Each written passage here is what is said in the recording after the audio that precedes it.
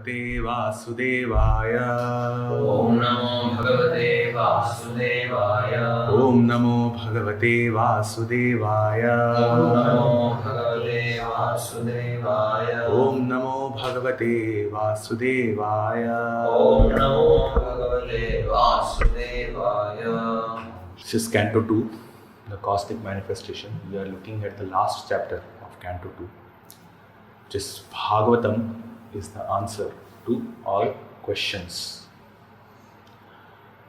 In the last class, we discussed first 12 verses, which included the subject matters, the 10 subject matters of Srimad Bhagavatam, and we discussed how they are all related, or they are to be seen in connection with the 10th topic, the Ashraya, or the Supreme Shelter. In the 8th and 9th text, we saw how the living entity is specifically dependent on the Ashraya, and from 10th to 35, we have seen only 3 verses in this section, where we discussed and we are going to continue how the elements of creation are also dependent on the independent Supreme Lord. In these first 3 sections, Srila Prabhupada writes that in one of his purports, people are always interested in historical narrations and discussing about activities of other people. So the first 9 subject matters of Srimad Bhagavatam are meant to fulfill that desire of living entities, where the subject matter of creation, subcreation, sthanam, poshanam, uti, all those things are being discussed. And all these subject matters of discussion are dependent on the Supreme Lord. Only when they are in connection with the Supreme Lord, then that helps or that facilitates the elevation of the living entity to the spiritual realm. Otherwise, they remain mundane, basically, unless and until they are connected with the Supreme Lord. The living entity is also dependent on the Lord. So the discussions that people do, that's also dependent on the Lord. The living entity is also dependent on the Lord, and the whole material creation also is dependent on the Lord. So we discussed in the last class also that Shukdev Goswami is specifically speaking these things in this chapter to prove or to establish that everybody is dependent on the Supreme Lord. Nobody is independent of Him, and He is the Supreme Independent. So therefore He is the controller of all. And specific to the third section from 10 to 35, we were discussing the concepts of Adhibhuta, Adhyatma and Adhideva. And these 3 principles are what enables the creation of this material world, and they are also dependent on the Supreme Controller. So although we have this controlling system, the controlling principle of Adhideva, but all these 3 are interdependent on each other. Adhibhuta, Adhyatma and Adhideva are interdependent. And above that is the Supreme Controller, who is Abhijna and Swarat, who is cognizant of everything within the creation. And his Swarat is completely independent also. Adhideva is not completely independent.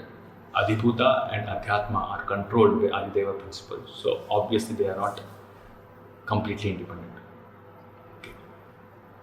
This removes the misconception of demigod worship, where people engage in demigod worship thinking that they are on par with the Supreme Lord, or the concept of pantheism, where it's considered that all the deities are on the same level. It's the pantheism concept is this, where all deities are on the same level, and it derives its basis from impersonalism, where one Brahman takes many forms. We discussed that in the 8th chapter also. One Brahman takes many forms, and one can worship any of these deities and derive the same benefit and achieve transcendence. This chapter removes that misconception, where it is specifically mentioned that although the creation comes from the Supreme Lord, He is not impersonal. He does not manifest Himself as multifarious deities. In one sense He does, because the potency of these deities is given by the Supreme Lord, but then individually He is always independent of the material manifestations, including the demigods. So demigods are okay. Supreme Lord is superior to the demigods. Okay, and subservient. The demigods are subservient to the Supreme Lord. So they do not. People cannot derive the same benefit by worshipping the demigods that they can derive by worshipping the Supreme Lord, because of these concepts. So we, in the last class, we stopped with the 11th text, which mentioned that the Supreme Person is not impersonal and therefore is distinctively a Nara or person. The transcendental water created from the Supreme Nara is known as Nara. And because he lies down on that water, he is known as Narayana. So today we'll continue with the 12th text. One should definitely know that all material ingredients, activities, time and modes, and the living entities who are meant to enjoy them all exist by his mercy only. And as soon as he does not care for them, everything becomes non-existent. We discussed this concept last class, that whatever may exist, the order that we see or the properties of different material elements, swabhava of living entities, okay, their lifespan and so on, continuing each and everything like this, everything is existing only by the mercy of the Lord. And if he retracts his potency, if he wishes that these things should not exist, then they will not exist. And in this connection, we also saw that the Lord, when he comes to vanquish the demons, it's not that he has to personally come. He can just think, because everything is achieved just by his willing, just by his desire. He desires and things are accomplished. So if he desires to destroy, it will be accomplished. If he desires to vanquish the demons, it will be accomplished. Only for the sake of pastimes, only for performing his pastimes, relishing his own pastimes, he comes and engages in so-called killing of demoniac elements. So one point here is the living entities, when they are in this material world, the conditioned living entities, they are inclined to engage with these things, with material ingredients, perform activities, okay, engage with time and modes, and their consciousness is to enjoy them all. Srila Prabhupada analyzes the enjoying spirit of the living entity and basically proves that the living entity, although he tries to enjoy in this material world, he cannot remain happy, or he cannot gain the happiness, or he cannot achieve the happiness or the enjoyment which he actually desires. So the living entities are the enjoyers because they want to lord it over the material nature. So when Prabhupada writes the living entities are enjoyers, it's not factual, but from this definition that they want to lord it over material nature, so they are termed as enjoyers, but they are not the factual enjoyers.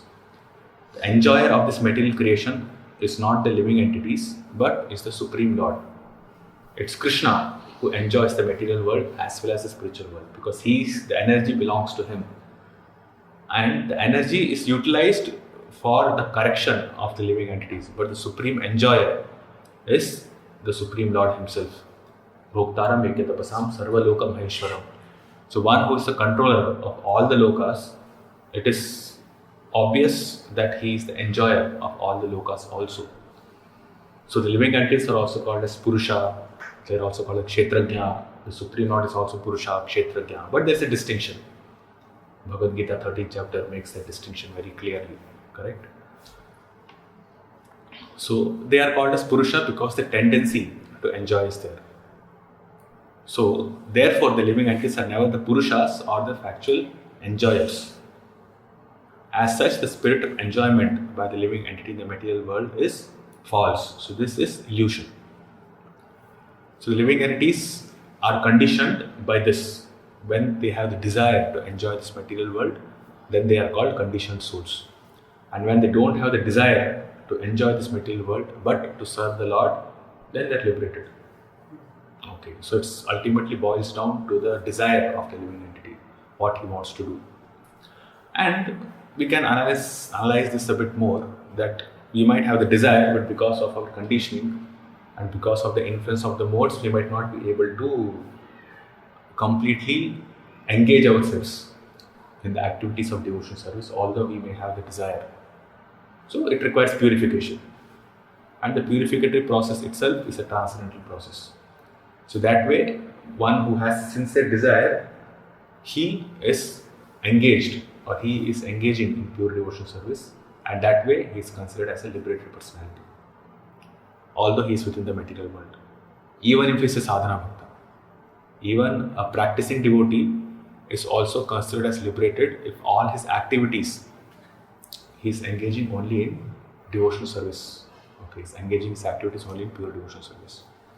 In the material world, the spirit of enjoyment of the living entities by dint of their own actions gradually fades by the laws of nature, and thus the illusory energy dictates in the ears of the conditioned souls that they should become one with the Lord. The same point we discussed in a previous purport also, that when the tendency to enjoy, the laws of nature are set in such a way that living entities become frustrated in their desire, in their pursuit to enjoy sense gratification. So the material creations made to frustrate the living entities, which should lead or which should give an impetus to the conditioned soul to look for something beyond this material realm. Anything that the living entity tries within this material realm is supposed to frustrate. Even if it goes to the planet of Satyaloka or to the top downmost planet, Abrahma Bhunaloka Punaravartana. So right from the top to down, these are all places of misery. So when there is misery, automatically there is frustration, especially when there is a desire to enjoy. But the desire to enjoy leads only to misery. And because of that misery, there is frustration. So material nature, the material world is meant to frustrate living entities. That's why it's called as a prison house. Prison house, one cannot remain happy in a prison house. So it frustrates. And those frustrated living entities who do not have association of pure devotees or who do not have direction, so although they are frustrated, but still they have the tendency to remain as the controllers or enjoyers, then Maya presents them with this philosophy of impersonalism, okay, where they can become one with the Lord. And this is manifest in the present world also, where there are so many so-called teachers, so-called spiritual masters and so-called gurus who have popped up. As Kali Yuga progresses, the number of false gurus have increased. And one common factor that we can see in all of them is that they do say that to some extent that you are not this body and you are beyond this body. They will not say what that is. They will not say your individual soul. But they say you have to transcend the mind, transcend the body, which are basically different manifestations of impersonalism only. So as Kali Yuga progresses, impersonalism increases. It's not that people are only engaged in gross material activities trying to fulfill their desire of sense enjoyment. Even the impersonalism also increases, which is also completely illusory. And when this last illusion is cleared off by the mercy of the Lord, then the living entity becomes reinstated in his original position. So that's where he goes beyond the material clutches. Therefore, the living entities are completely dependent on the mercy of the Lord, because only by the Lord's mercy he can transcend this material nature. The material energy is under the control of the Lord. So if one has to transcend it, it's possible only by the mercy of the Lord. Devi Hesha Gunamai Mama Maya Duratya Mame Vaye Prapadyante Maya Metam Taradite. It's possible only when one surrenders to the Lord. Okay, so this verse itself is completely opposite or completely negates the whole understanding of Mayavadis or impersonalists who say by jnana you can liberate yourself. But Krishna does not say that. He is specifically saying that it's very difficult to overcome this Devi Maya, his energy, and only when one surrenders to him, then it is possible to go beyond. The Lord, while lying on his bed of mystic slumber, generated the seminal symbol, golden in hue, through his external energy, out of his desire to manifest varieties of living entities from himself alone. So from this 13th text onwards, it will be the manifestation of material ingredients in a subtle form, you can say. So here, Visarga is not happening. We discussed that the creation of the subtle universal form is what is being discussed in these texts from 10 to 36. If you see our breakup, elements of creation are all dependent on the independent Supreme Lord. It's what I have mentioned. It's basically an amalgamation of the elements which are already created. Okay. So there is a step.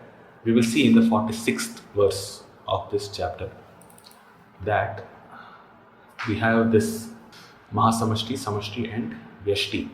So first is the creation by Mahavishnu, where we saw how the elements are created from this ignorance, from Tamoguna. First there is Pradhana, Mahatattva, and then there is goodness, passion, weakness, is Mahatattva, Sutra Tattva, and there is Ahankara. From Ahankara, Dravya, Jnana and Kriya, and then there are different manifestations based on that. Okay.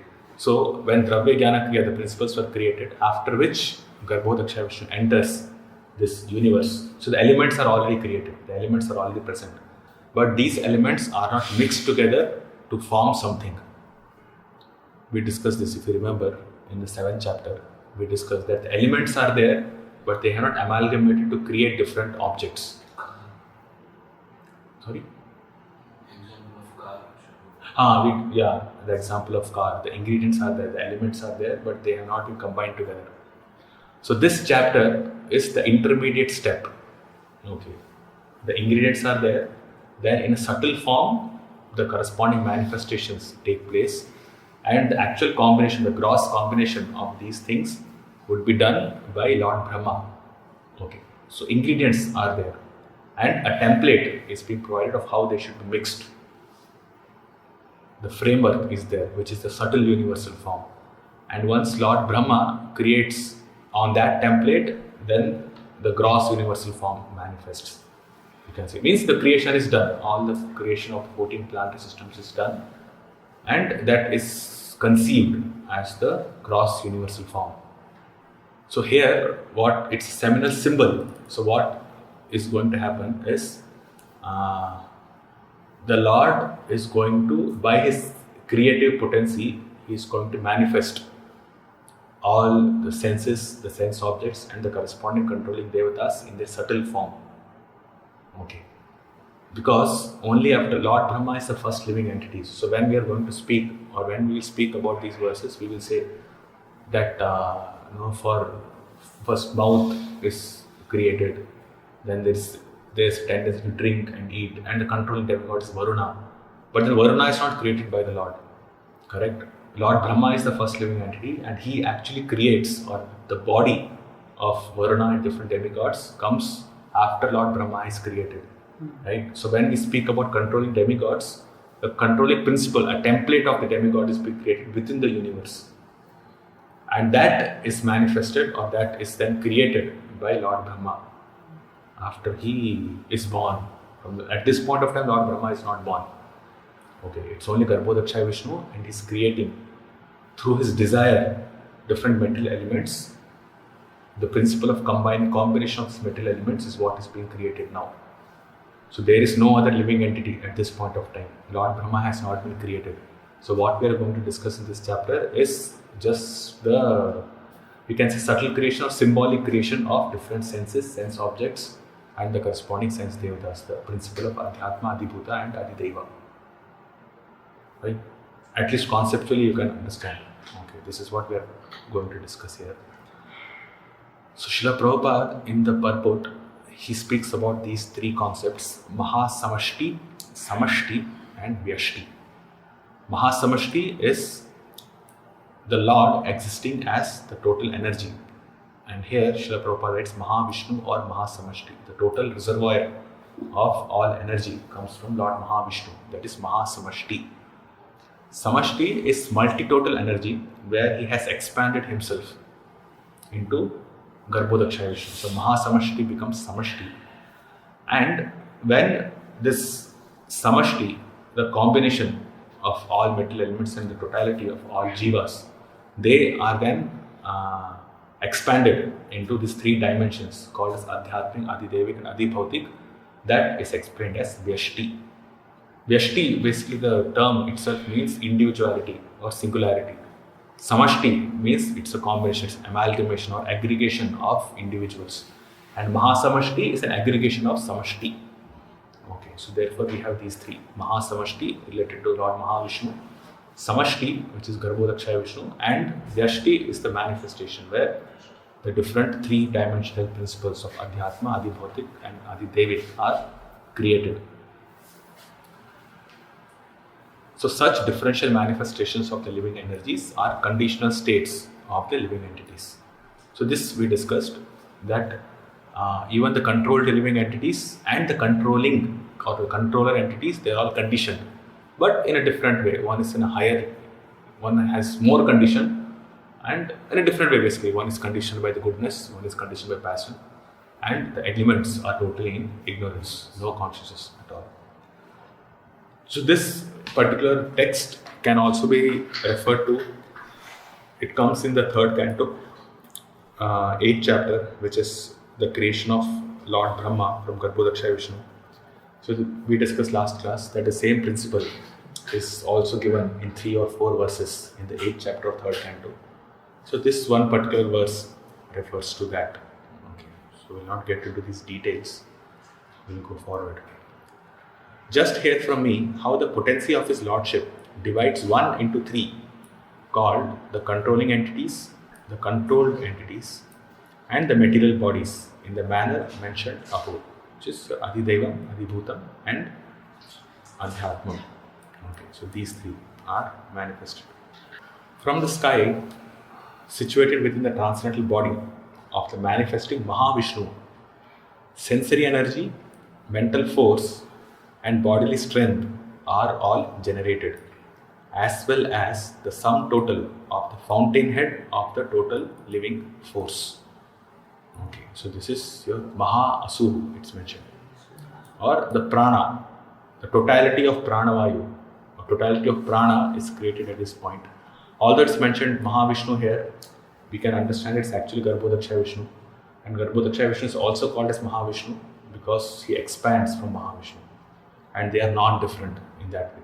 So when we see in Shastra, where it's kind of obvious that it's Garbhodakshaya Vishnu within one single universe, he can also be called as Mahavishnu. It's not wrong to call him that way.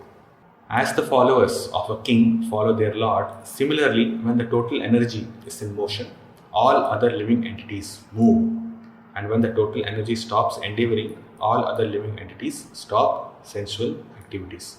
So the living force is the driving factor. Okay. Till a person has life air within his body, he can engage in fulfilling his sensual desires in sensual activities. But once the life air leaves his body, then nothing works. He's dead. And the soul is like a traveler on the life air. Okay, so he moves around the body based on that. That's how he experiences happiness and suffering. So without life air, the material body will not work, we can say. Okay. It's like kind of the intermediate stuff. We have the body, we have the soul, and these two are connected by the life air. So life air is the starting principle of living entities attaining this material body. The senses will not work without the life air. So therefore life air is the starting point. Okay, so that's why Garbhodakshaya Vishnu or the universal form. This chapter is basically creation of the universal form, the subtle universal form of the Lord. So what we are going to see is the creation of the subtle universal form, which is the template or which we call as the framework. And Lord Brahma fills that framework. So here is the subtle universal form. So as the universal form desires to accomplish something, then the corresponding senses manifest. The corresponding sense organs manifest. The corresponding sense devatas manifest. And sense objects manifest. To fulfill the desire of the subtle universal form, the different material, this manifestation, senses, sense objects, sense devatas, they all manifest to fulfill the desire of this universal form. One thing that we should understand is that Garbhodakshaya Vishnu does not want to engage with the material energy. Okay. So this is the subtle universal form. By his desire, all these things are manifested by the material energy. He is not directly in contact with the material energy, although he has entered into the material universe. So this conception should be very clear. We discussed this last class also, that none of the activities of the Supreme Lord are in connection or influenced by the material energy. So by his desire, everything becomes manifest. So he is desiring, and then the universal form, the subtle universal form develops. And correspondingly, the different material ingredients also combine in the subtle form to develop different senses, sense devatas like this.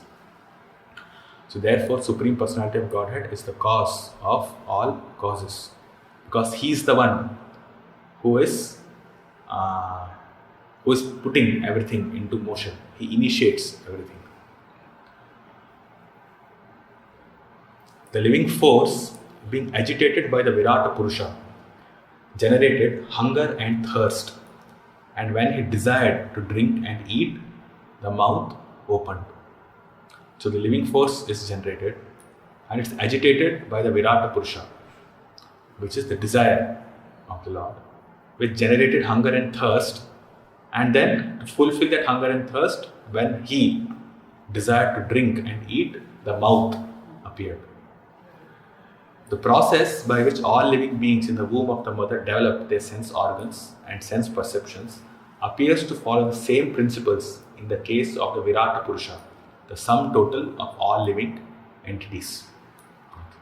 Therefore, the supreme cause of all generation is not impersonal or without desire.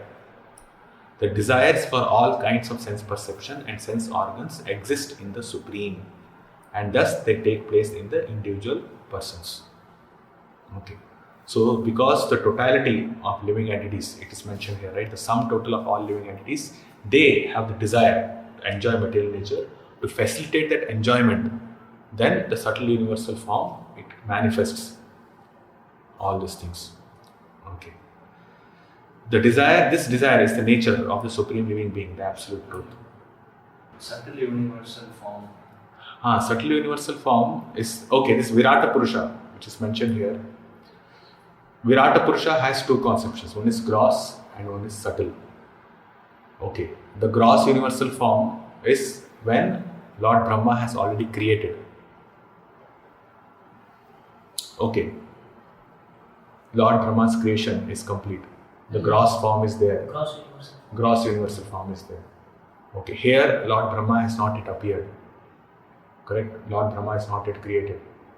He's not yet appeared. So what is happening here is the subtle form, the subtle universal form. The framework, which we call the template. Based on that template only, Lord Brahma creates. Okay, so here, see, the universal form is not doing the visarga, the process of visarga. Okay, it is still the process of sarga only. It's amalgamation, the principles are being created. As I discussed, Adideva, when we say the demigods are being created by the universal form, are the demigods actually being created in their gross bodies with the heavenly planets and all? No. That will be done by Lord Brahma. So who are these controlling deities then? No, these are like the template, or you can say the mold, or the framework, or the subtle part of the subtle Virata Purusha, part of the subtle universal form. Okay. Based on this is what Lord Brahma is creating. Okay. Because he has the sum total of all mouths, the individual living entities have mouths. Similarly, with all other senses and sense organs. Here, mouth is the symbolic representation of all sense organs, for the same principles apply to others also. Which means that just like the desire to drink and eat, the mouth is manifested. Similarly, when there are different desires, then different organs or different things like mouth, ear, different senses, they will be developed. Senses, sense devatas, all those will be developed by the desire of the Lord. Yeah, so this sequence of verses from now on explain how the universal form is created with the corresponding manifestation of the Adhibhuta, Adhyatma and Adideva principles. So we can say that the subtle universal form comprises of the Adhibhuta, Adhyatma and Adideva principles.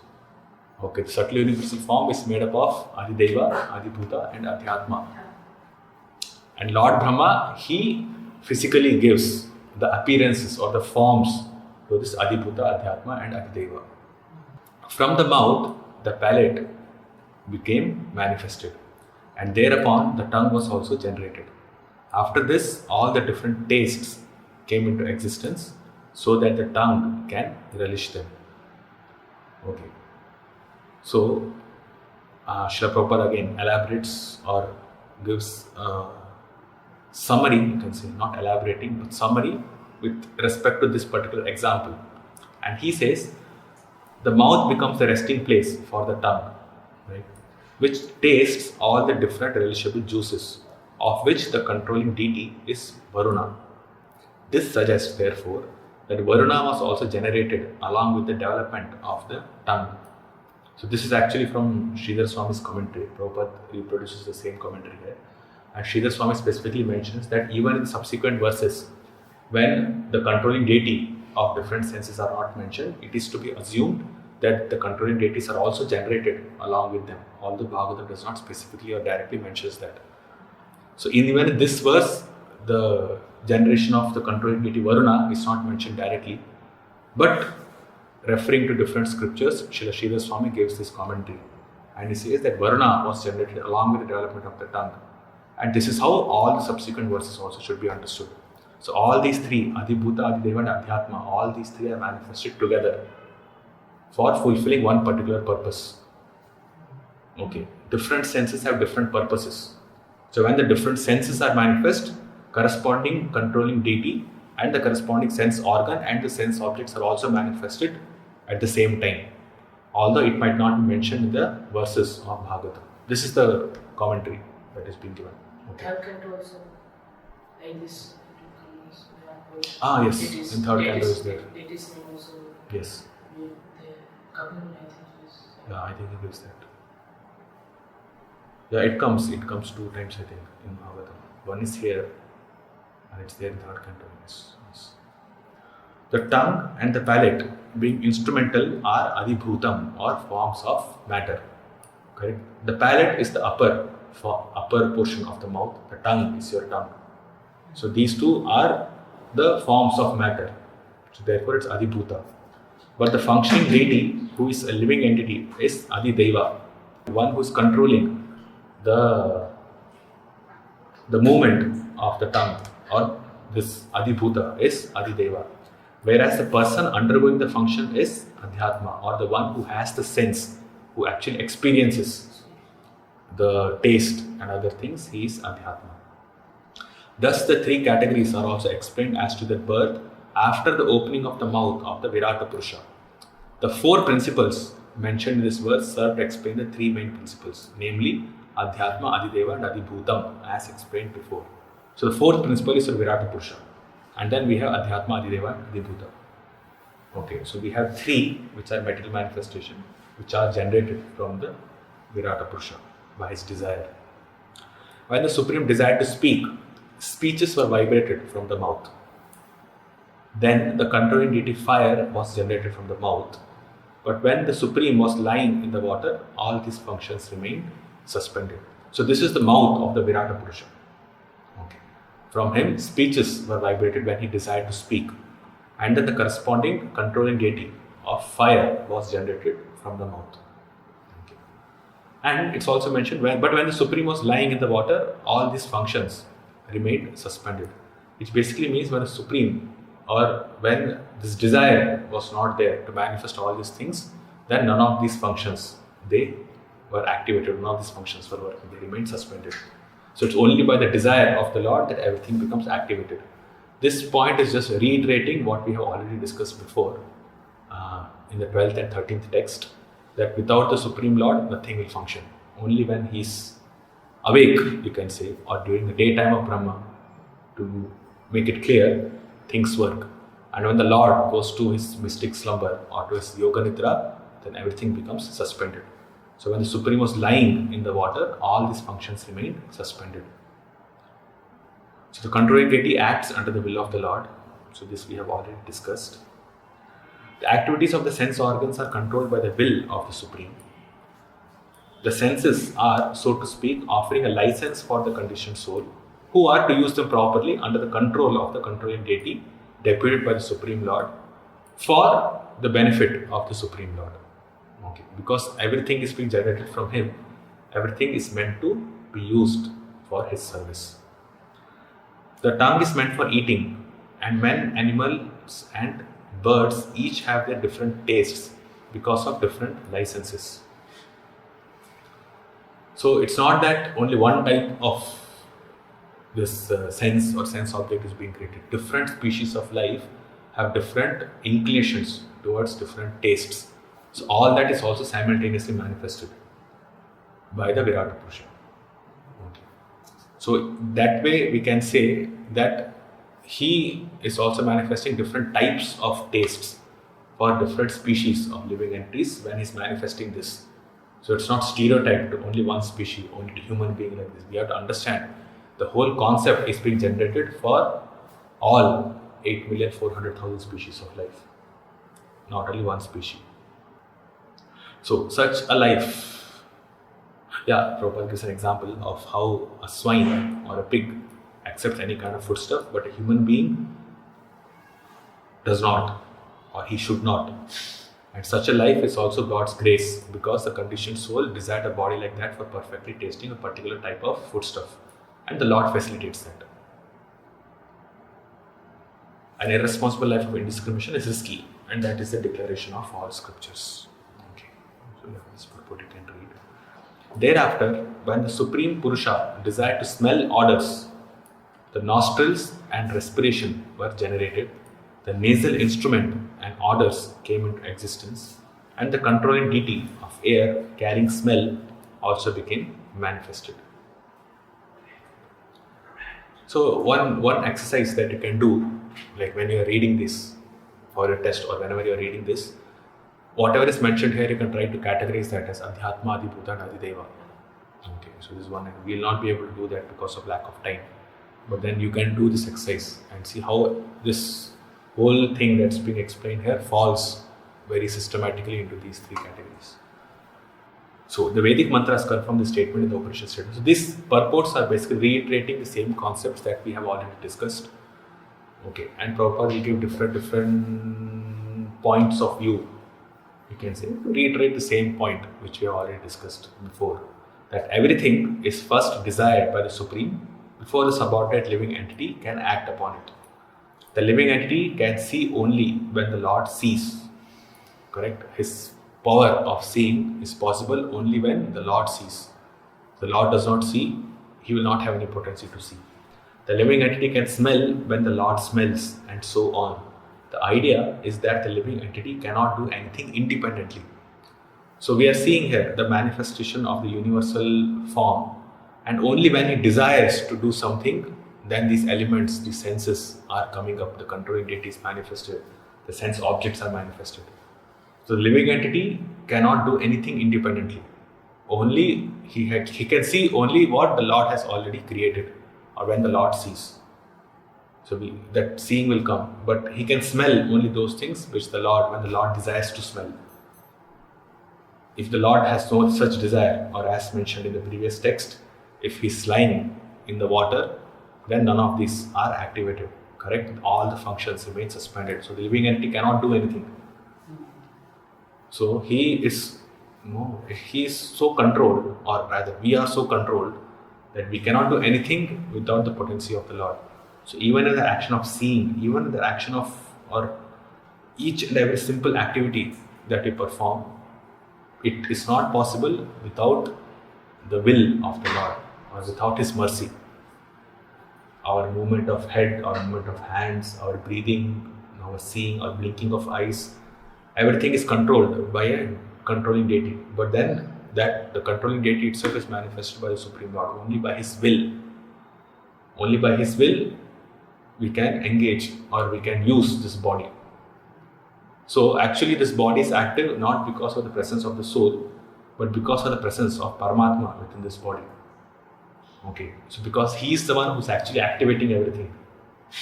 The living entity is just enjoying and suffering within this body, within this machine. If the Supreme Soul, Super Soul does not manifest activities, then the body will not be active. So the whole explanation is on the subject of the absolute dependence of the living entities and absolute independence of the Supreme Lord.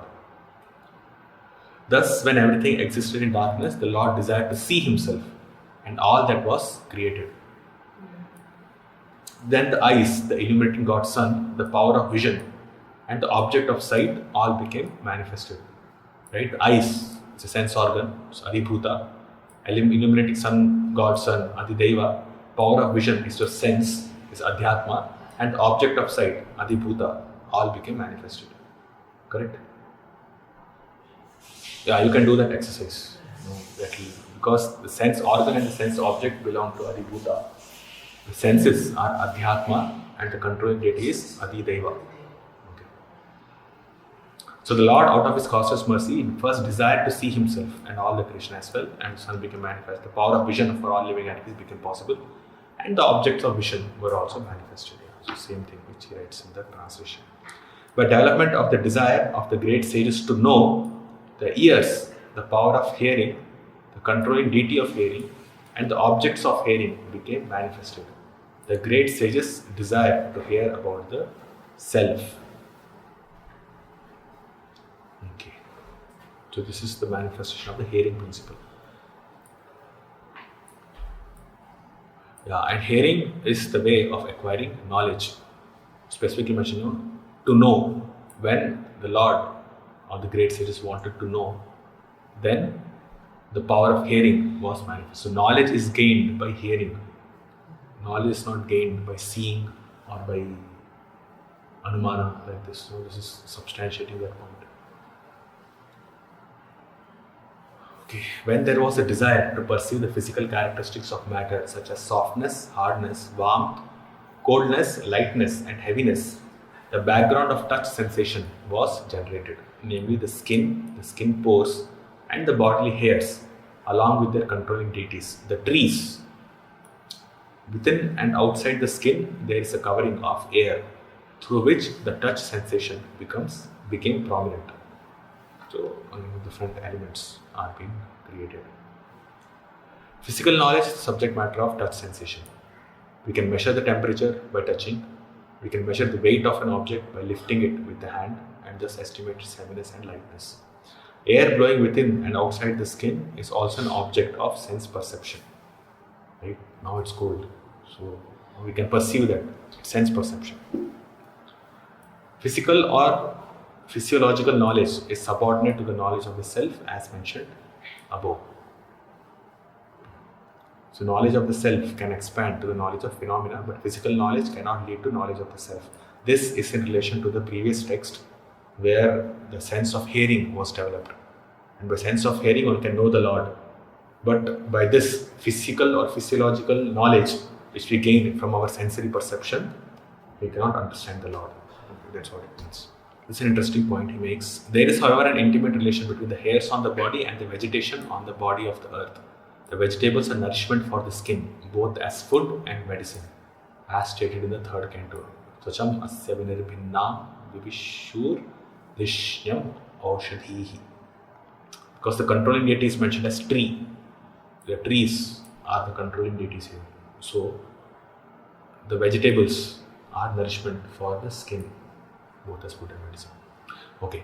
So now till this point, the knowledge acquiring senses have been manifested. Now we have these working senses. Thereafter, when the Supreme Person desired to perform varieties of work, the two hands and their controlling strength and Indra, the demigod in heaven, became manifested, as also the acts dependent on both the hands and the demigod. The hands are manifested in this text, and then the legs will manifest in the next. Thereupon, because of his desire to control movement, his legs became manifested, and from the legs the controlling deity named Vishnu was generated. By his personal supervision of this act, all varieties of human beings are busily engaged in dutiful occupational sacrifice.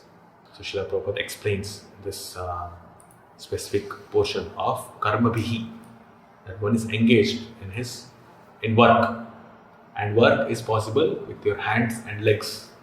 People have to move to different places and perform work. Okay. Performance of work, actual physical work, gross work is made possible by the hands and legs. Srila Prabhupada explains this here and gives an analysis of the modern way of life and how they are working, Okay, how the scientist is engaged, the artist is engaged, the engineer is engaged, the technician is engaged, all for making this life comfortable or earning wealth to make life comfortable.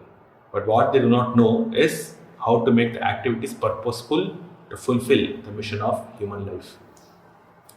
People are engaged only to make a comfortable life, but they do not understand that they will get repeated birth and death. They have to take birth again and again. They have to die again and again. Even though one might make lots of advancement, but then after he dies, what happens? He has to be born as a baby again. Even though he might be a great scientist, he has to start reading 1, 2, 3, 4, A, B, C, D, right from the start. If he takes a human form, if he takes an animal form, then there's no question of studying also. Engaging only in animalistic activities. Okay, so whatever he has attained or whatever he has done, it just becomes useless. He might be a great scientist, a great inventor, or a great industrialist. He might have created so many machines for well-being or welfare of people in common. But if he becomes a dog in his next life, then what's the point? There's no point. What's the point if he becomes a mouse, a cockroach? Useless. What has he done? So the purpose of the human form of life is not completed by engaging in such nonsensical activities which are of no use whatsoever anyways. People or living entities gain bodies after body to enjoy. They also have this skin. All the knowledge acquired senses are there in all the species of life. They have eyes, they have ears, they have nose, they have tongue to eat or to speak or to howl or to bark or whatever. And then they have their skin also. They also engage in sexual activity. Everything is available in all the species of life. And if a human being is only engaged in creating more facilities for these things, for sense gratification, it's a useless waste of time. We have learned, we know this. Prabhupada has spoken so much about this. So what should be done? We should execute sacrifice for world peace. Srila Prabhupada writes. This life, as presently manifested under the conditions of material nature, is all in all for enjoying the highest amount of sense gratification. Or rather, they have taken it for granted that this life is meant for the highest amount of sense gratification. But such a wrong conception of life cannot give anyone the desired peace of mind. They do this for peace of mind, but they don't get it. Okay. And thus, in spite of all advancement in knowledge, no one is happy. The secret is that at every step, they should try to execute sacrifices toward the path of world peace. So the intention of the scientists or the intentions of all these people who are mentioned above, it's kind of noble, you can say, but it's because it's misdirected towards the body, then they cannot benefit anybody. They can neither benefit themselves nor they can benefit anybody else. But if these endeavors are engaged to fulfill the life's mission, then that can lead to the path of world peace. So again, in this last paragraph, Srila Prabhupada speaks about the independence of living entity and the control of that he is not independent. The dependence of the living entity and the control of the Supreme Lord. The Lord has special control over the legs of all human beings, which are meant for performing yajnas. The controlling deity is Vishnu himself in the translations mentioned.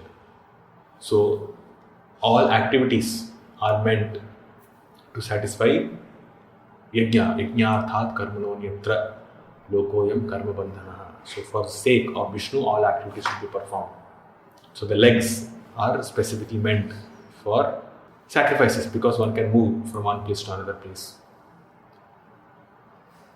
And those should be engaged for performing yajnas to satisfy Lord Vishnu. Thereupon, for sexual pleasure, begetting offspring, and tasting heavenly nectar, the Lord developed genitals, and thus there is a genital organ and its controlling deity, the Prajapati. Sexual pleasure and its controlling deity are under the control of the genitals of the Lord. So Srila Prabhupada speaks about how there can be perception of God consciousness also in sexual activity. He gives an analysis of sex pleasure that is experienced in this material world. And then he says that generation of the living entity or living being is necessary for upkeep of the purpose of creation. Now, the desire of the conditioned living entity is to enjoy this material world. And the purpose of the material world is to liberate the living entities, correct? For them to go back home, back to Godhead. So, for them, for the living entities to gain suitable bodies so that they can fulfill their desires, sexual activity is important. Okay. That is the way the living entities are generated. They are given material body. So, sexual pleasure is an impetus for such action. And as such, one can even serve the Lord in the act of such sexual pleasure. The service is counted when the children born of such sexual pleasure are properly trained in God consciousness. In other species of life, the activity, the sexual activity is, or the sexual pleasure is only for procreation. There is no God consciousness. Okay, so that's why they are considered as degraded forms of life. Because the highest pleasure that they gain is only for, that's it, no, for the sake of pleasure and to sake for creating progeny.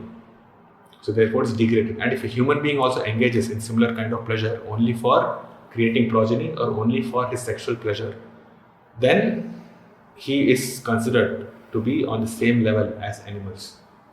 So people who generate children or who have children, if they are not trained in God consciousness, they are not trained in Krishna consciousness, the act itself is on the level of animals. One can beget hundreds of children and enjoy the celestial pleasure of sexual intercourse, provided he is able to train the children in God consciousness. The genitals, sexual pleasure, the woman and the offspring are all related in the service of the Lord.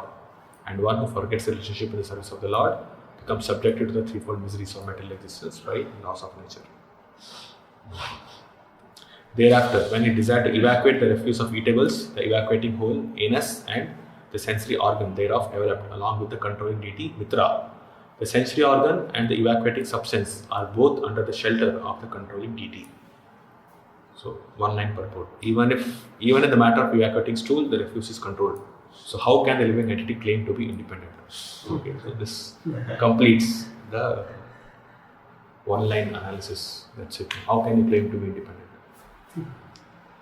So our acharyas write that here it's mentioned that the controlling deity is Mitra, but when we're discussing universal form in the 6th and 7th chapter, it's mentioned that Mrityu is the deity, controlling deity of this process. And acharyas reconcile from different Puranas that Mitra is an associate of Mrityu, of the deity of death. So therefore, both can be said as the controlling deity. Thereafter, when he desired to move from one body to another, the navel and the air of departure and death were combinedly created. The navel is the shelter for both, namely death and the separating force. The pranavayu continues the life and the apanavayu stops the living force. So pranavayu, when we are breathing, the pranavayu controls our life. And when a person has to die, apanavayu comes into force and it stops the living force within the body. The navel is a joint from one body to the other. Lord Brahma is born in the same way. The body of the child develops from the body of the mother, and when the child is separated from the body of the mother, it is separated by cutting the navel joint. And that is the way the Supreme Lord manifested himself as separated many. The living entities are therefore separated parts, and thus they have no independence. Again, they have no independence because they are separated from the Supreme. Right from Lord Brahma, who is created from the abdominal navel of Garbhodakshaya Vishnu. So even the first created living entity, he is also born from the independent Supreme Lord. So Lord Brahma is also dependent. And the principle of death is created at this point. When there was a desire to have food and drink, the abdomen and the intestines and also the arteries became manifested. The rivers and seas are the source of their sustenance and metabolism. Which means the rivers and the seas are the controlling deities of the abdomen and intestines. The controlling deities of the intestines are the rivers, those of the arteries, the seas. Arteries are the nerves within the heart. We have different nerves that goes within the heart for blood, pumping the blood. Those are called as arteries. There are different holes. Blood goes inside the heart and it's pumped outside. correct? And that's how the blood moves throughout the body. And the energy of the heart comes from the soul. And because the soul is there along with Paramatma, of course, therefore the heart is pumping. And when super soul, or when the time is up and the soul leaves the body, the heart does not pump. If you remember the conversations which are mentioned in, I think, Science of Self-Realization and this Quest for Enlightenment, Prabhupada speaks about this. And he says that heart, when he's conversing with the doctor, I think, that they know the source of energy for this whole body comes from the heart. But then they do not know that what is producing that energy. And Prabhupada says it is from the soul where it comes. That is Dr. Stahl, I think the conversation with Dr. Stahl in Science of Self-Realization. I don't exactly remember. But it's there. Okay, so Prabhupada speaks about this. And the body's health is dependent on healthy actions of the intestines and the arteries. So in this is tushti and pushti, which is mentioned. So tushti means the fullness of the belly, and pushti means fullness because of taste. Tushti is the sense object dependent on the intestines and the ocean, and pushti is the sense object dependent on the veins and rivers. When there was a desire to think about the activities of his own energy, then the heart, the seat of the mind, the mood, determination, and all desire became manifested. The heart of every living entity is the seat of the super soul, Paramatma, a plenary expansion of the Supreme Personality of Godhead. Without his presence, the living entity cannot get into the working energy according to his past deeds. Without the super soul, the living entity cannot get into the working energy according to his past deeds. The living entities who are conditioned in the material world are manifested in the creation in terms of respective inclinations inherent in them, and the requisite material body is offered to each and every one of them by the material energy under the direction of the super soul. Right? So their respective inclination is what determines a person's body, which is given to him by the demigods under the direction of the super soul. When therefore the super soul is situated in the heart of the conditioned soul, the requisite mind is manifested in the conditioned soul, and he becomes conscious of his occupation as one is conscious of his duty after waking up from slumber. So when the super soul is situated in the heart of the living entity, then his mind is manifested, and this mind is having the requisite, the corresponding desires that he has to fulfill in that particular form of life. So the mind of each and every conditioned living entity is different. For each person, it is different. And for each species, that's also different. Okay, the desires are completely different. So how are those manifested? Only when the super soul is there within the heart, he manifests the mind of the living entity depending upon what he is supposed to undergo in this particular lifetime. Okay, his inclinations, the desires of the living entity. When we say living entity, I'm not talking about the pure spirit soul, we're talking about the conditioned soul.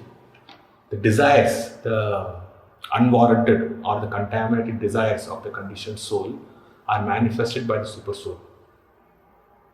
Okay, because the living entity wants to enjoy separately from the Lord, that's the starting point. And by his journey within this material world, he has cultivated several desires to fulfill his material ambitions. And he is given a specific type of body to fulfill those material desires. Okay. So different inclinations of different people are coming from the mind. And that mind is manifested by the Paramatma. Okay. So one who has a Brahmanical disposition, okay, just for an example, he has that kind of karma in his previous life. You can say he has cultivated that kind of desire. He has cultivated sattva guna. So he has been given a mind which enables him to engage in those kind of occupational duties. One who is totally in ignorance, he gets an animal form or he gets a form of a Shudra, for example. And then his inclination is different from the inclination of the Brahmana, right? So how are those different inclinations manifested? We say because of the past activities. Okay, this lifetime, this person is supposed to become a Brahmana, this person is supposed to become a Shudra, this person is supposed to become a Vaishya. Because of the past activities, he has gained that particular body. And it is applicable to all other species of life also. They gain that particular body because of their activities, because of their desires. If one wants to one wants to eat anything that he sees, he becomes a pig. We saw that example of becoming a swine.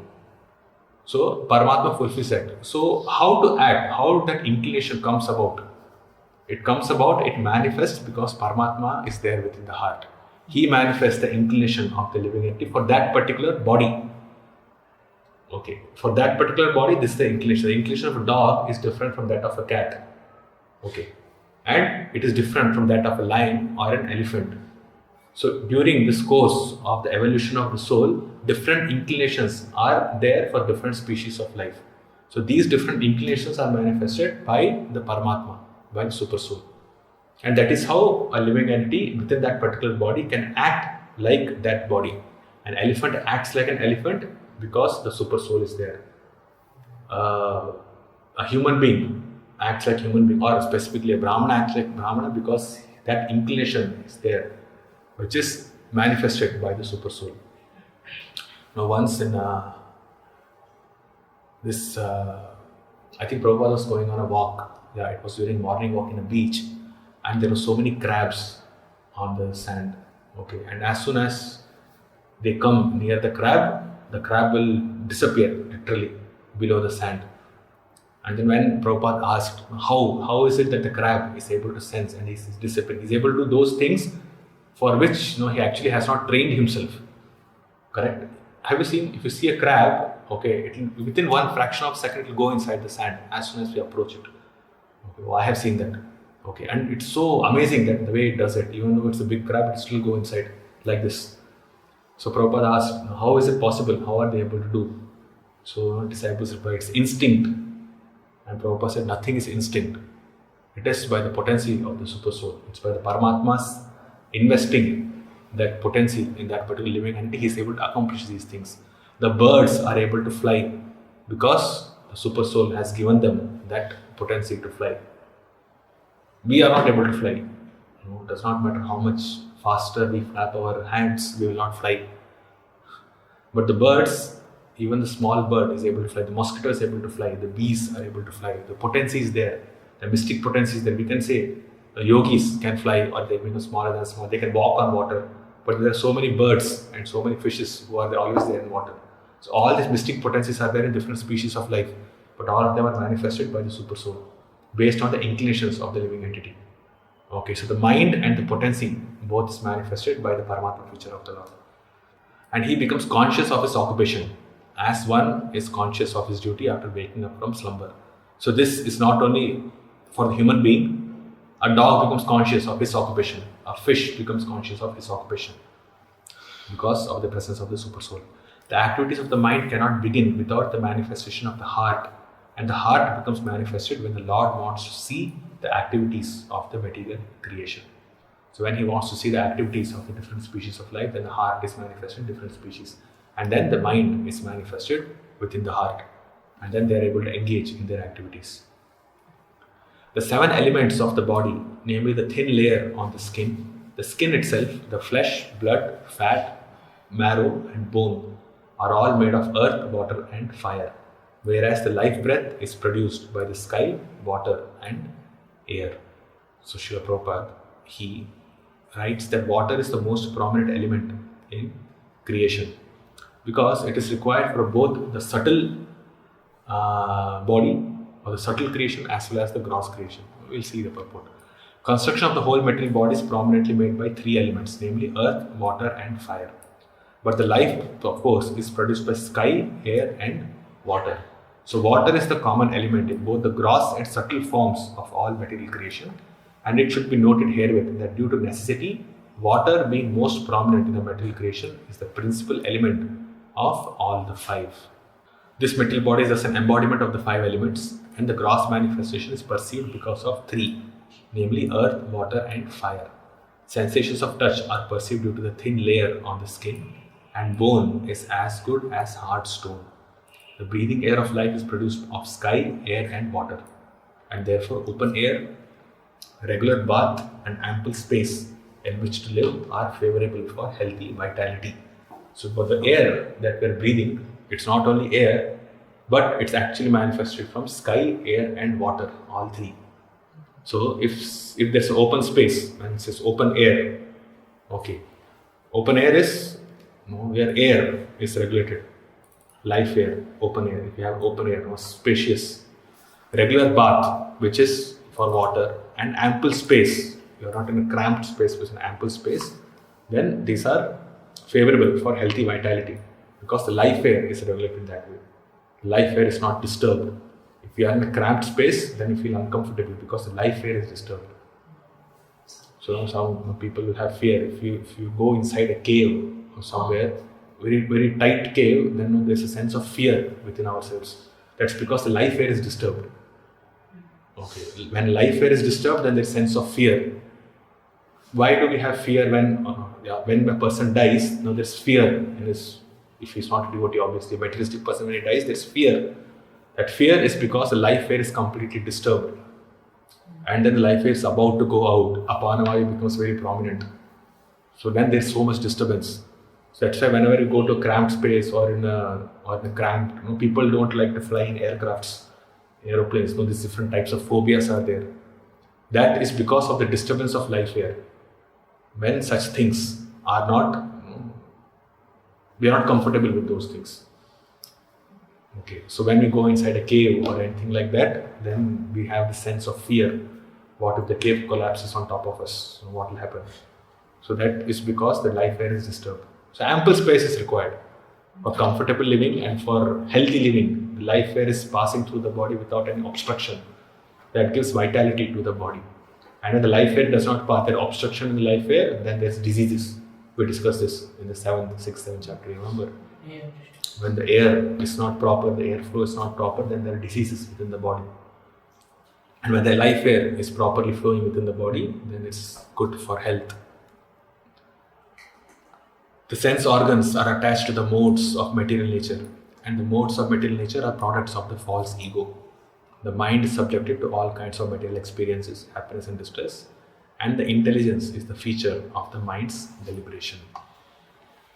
So this, actually after this I don't think, so this concludes the manifestation of the universal form. Now the principles are mentioned. The sense organs are attached to the modes of material nature, right? And the modes of material nature are products of the false ego. This also we have discussed. The mind is subjected to all kinds of material experiences, happiness and distress, and the intelligence is the feature of the mind's deliberation. So an intelligent man can get rid of the entrapment of matter and false ego. So living entity is entrapped by the material body because he has forgotten his own identity as spirit soul. And false ego associated with different modes of material nature. Correct? That's the principle. Ahankara associated with different modes, and then it conditions the living entity. Through dravya, jnana and kriya, these three are manifested. Then it's conditioned. The living entity is conditioned by these, controlled by these. So what one should do is inquire as to what he is, why he is subjected to different kinds of miseries, and how to get rid of all these miseries. So this is what one should do by the deliberation of his intelligence, which is again a function of mind. Right? It says mind's deliberation. So this subtle body is principally, when we say subtle body, it's mind, intelligence and false ego. But sometimes it's also called as really the mind. The mind and the gross body is there. The gross body is made up of earth, water, fire, air, ether, like this. But we call it as body, gross body. Similarly, the subtle body is made up of mind, intelligence and false ego. But the subtle body can also be called as mind itself. Okay, so that's also used in Shastra like this. So the mind's deliberation is the intelligence, and intelligence should be required to, or intelligence, or one who is intelligent. Okay, chalo, one who is intelligent, he should associate with great sages and saints so that he can develop his deliberation, the process of deliberation, and he can distinguish between matter and spirit. Okay, intelligence is required for deliberation purposes. And modern people or scientists, we have discussed this, they use this intelligence for not distinguishing between matter and spirit, but only working with matter. And that's the mode of passion that creates. But when the intelligence is used to discriminate between what is good and what is bad, which is Sat and Asat, matter and spirit, then intelligence is situated in goodness. intelligence situated for the purpose of goodness, like this. Thus, by all this, the external feature of the personality of Godhead is covered by gross forms such as those of planets, which were explained to you by me. So Shukdev Goswami, speaking to Parikshit Maharaj, says the external feature of the personality of Godhead is covered by gross forms such as those of planets. So till now we discussed the universal form. Now he's speaking about the gross forms after the planetary systems are manifested. With this principle as the basis, the whole universal form or the gross manifestation is created.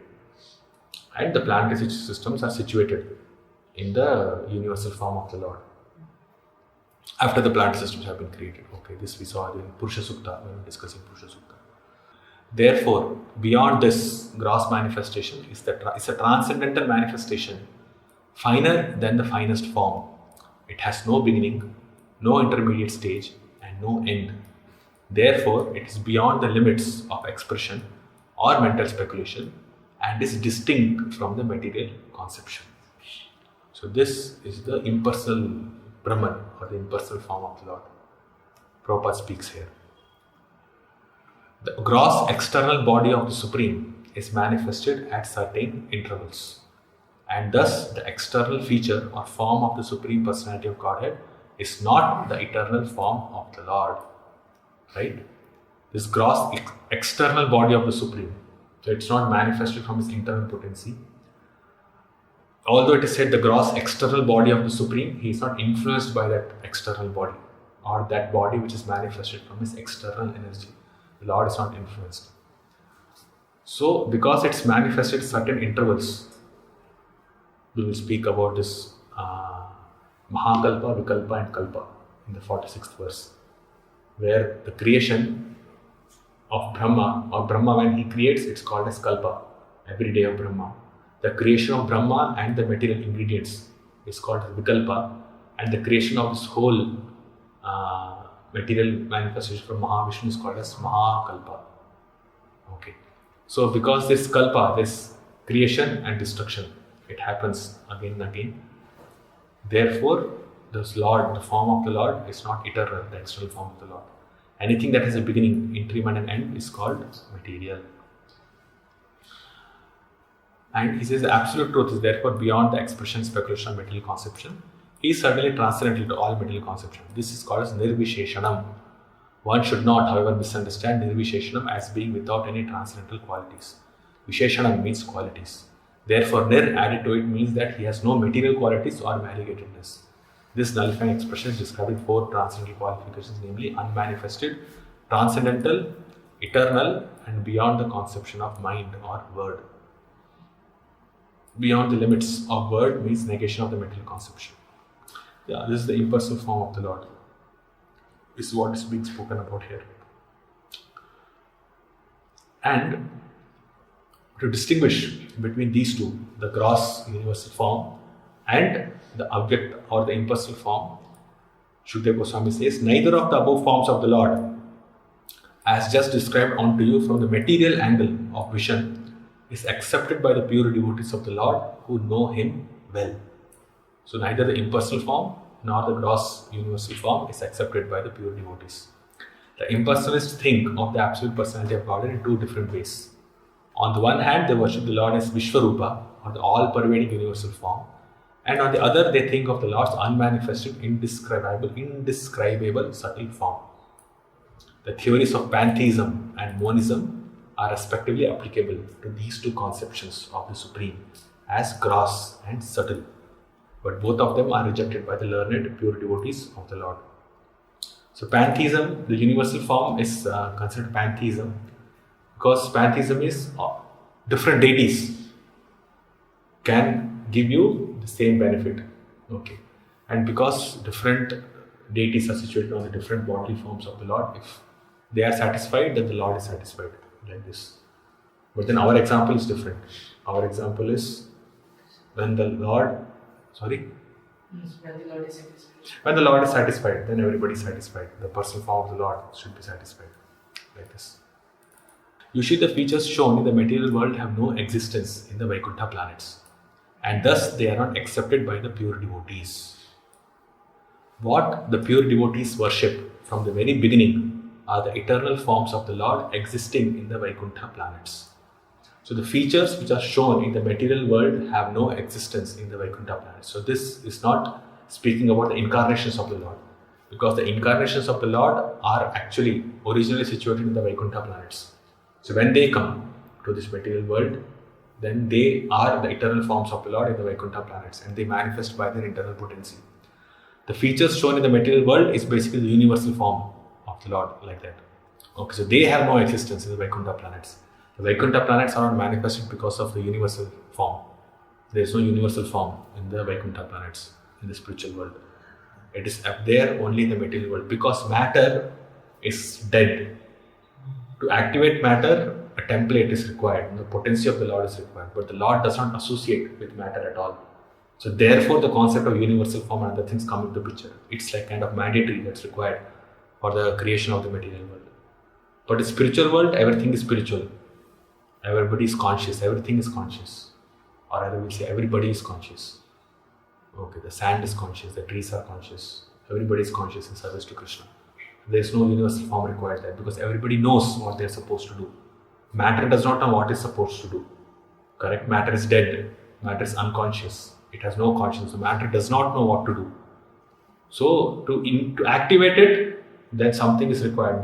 The shelter or the potency of the Lord, not shelter. The potency of the Lord is required so that matter can do something, or the whole material manifestations. This order which we see in the material world, how is it that a matter is floating in space? Planets are floating in space, moon is floating in space, sun is there in space. How is it possible? Does the matter has its own inclination? No, only by the potency of the Lord, matter is able to float, go in its proper direction. The controlling demigod is there, Surya Dev is there, Chandra is there. The controlling demigod is there, who is kind of presiding over it. But the potency of them, of this matter, this lump of matter manifesting these different qualities, is possible only by the Lord. Surya, the effulgence that comes from the sun, we say it's reflection from the Brahma Jyoti, right? But the sun itself, okay, or the moon itself, it's made up of matter. But then they are able to illuminate themselves by the reflection of the Brahma Jyoti. So it's the potency of the Lord which makes things work. Everything in the material world. The potency of the Lord is what makes the planet go around. Everything is set, everything is ordered, it's all ordered properly. But in Vaikuntha planets, it's not required. We really don't have to put the sun and moon into motion. Because Surya Dev in the Vaikuntha planets, the pure devotee, he already knows what the Lord desires. So he will work accordingly. He does not have to be ruled over by the Lord. Moon does not have to be ruled over. They are all devotees of the Lord. They are already one in unison with Lord. So they don't have to do anything. Not have to do anything. They don't have to be pushed to do something, you can say. But in material world, everything has to be pushed. There should be a push that comes from the will, from the desire of the Lord. He, the personality of Godhead, manifests himself in a transcendental form, being the subject of his transcendental name, qualities, pastimes, entourage, and transcendental variegatedness. Although he is unaffected by all such activities, he appears to be so engaged. So this is the kind of conclusion. Although the Lord, it seems that he is the one who is creating by his desire, and it seems that he is, by investing in his potency, he is also influenced. But that is not so.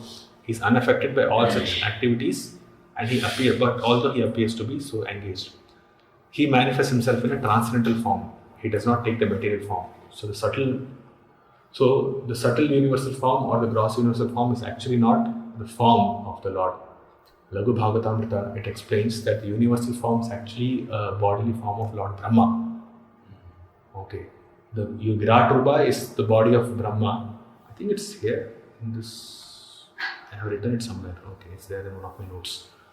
So there are three conceptions of Lord Brahma. One is his Virat Rupa, the gross Virat Rupa. Second is the Hiranyagarbha form, the sum total of all living entities. And the third is the Chaturmukha Brahma, whose duty is to propagate the Vedic literatures. So there are these three forms: the Virata Rupa, the Vairaja, and the Chaturmukha Brahma, like this. So there is three forms. One is Virat Rupa. One is Virat Rupa, yes. Virat Rupa is the bodily form, you can say, one of the forms of Lord Brahma. And second is Second is the, third is the Chaturmukha. Second is the, see, we cannot say once, first, second and third. One is Virat Rupa, fine. Other one is the fourth, Chaturmukha Brahma. And the third is the sum total of all living entities, the Hiranyagarbha form, the subtle form, the subtle universal form, you can say. So the this Virat Rupa is also like subtle. Virat Rupa is this a gross universal form, okay, which is after Lord Brahma creates everything. So there is this gross universal form where the individual living entities are engaged in their own activities. The karma for each individual living entity is manifested, we can say. There are different species of life. Individual living entities have their own karma, own desires, they go through all that. Now, before the creation, this is sum total of all living entities. Okay, it is difficult for us to conceive that sum total of all living entities combined with all their desire and everything, that is called as Hiranyagarbha. And the super soul of Hiranyagarbha is Garbhodakshaya Vishnu. Okay, so the sum total of all living entities, which is called as Hiranyagarbha, it is also considered as one of the forms of Lord Brahma. Because Lord Brahma, when he creates, he takes those from sum total of all living entities and puts them into proper places. So because he is doing that, it is considered that Lord Brahma is creating from that which is given by the Supreme Lord, the totality of all living entities, and therefore it is also considered as the form of Lord Brahma. So there Like are that. two Virat Rupa, we can say. You can see there are two Virat Rupas. The gross universal form is there and the subtle is there. And for Lord Vishnu also, Garbhodakshaya Vishnu also takes universal form. That is subtle identity. Garbhodakshaya Vishnu taking universal form it's a conception. It's illusory, it's imaginary. Okay. It's not that the Lord is taking that form. The Lord is always transcendental, is situated in his internal potency. But the yogis or those who cannot conceive of the transcendental form of the Lord, they think or they imagine the universal form of the Lord, or imagine the universal form as that belonging to the Lord. And that way they purify themselves. So that does not mean the universal form is actually a form of the Lord. It's actually not. It's conceived like that. It's imagined like that. That's why it's called as imaginary form of the Lord. It's imagined as the form of the Lord. But the universal form is not the form of the Lord. It's like a concept, no? You have to understand it in that way. The universal form is an imaginary form of the Lord. Lord Krishna, or Garbhodakshaya Vishnu in this case, his form is transcendental. Okay, as this verse says, he manifests himself in a transcendental form, being the subject of his transcendental name, qualities, pastimes, entourage, and transcendental variegatedness. So all the material variegatedness, he is not affected by it. His associates or the demigods that are created, he is not affected by them. His pastimes are completely different. He is not infected by the names and qualities of this material world.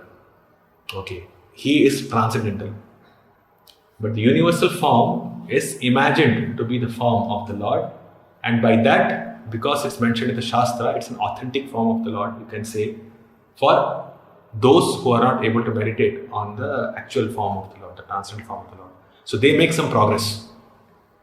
They'll not go back to Godhead by worshipping the universal form. I think this was discussed in the same Canto, first, second, third chapter. They can at most go to the impersonal Brahmajyoti, right? With this concept of pantheism and monism.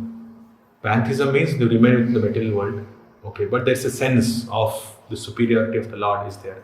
But unless the conditioned living entity has a conception of the transcendental form of the Lord, he cannot liberate himself. Okay, he cannot go beyond. So till this monism also, he might go to Brahmajyoti if he's not offensive to the personality of the Lord, but then he has to come back again. So the actual liberation or mukti, going back home, back to Godhead, that never happens. Only by worshipping the universal form. So that's why universal form is not the same as the transcendental form of the Lord, because it does not give the same benefit. There is some amount of purification, okay, which can make one qualified, that some qualifications attained where he can advance more to the transcendental position where he has conception of the Supreme Lord.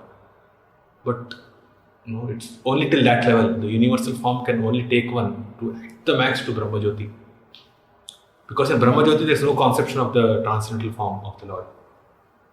And one who meditates on the universal form, thinking that the Lord is transcendental to the universal form, but for the sake of creation, he has manifested this universal form, and I'm meditating on the form of the Lord like this, he can attain liberation, go to impersonal Brahma Jyoti, because ultimately he thinks it's from the impersonal Brahma Jyoti that the universal form has manifested.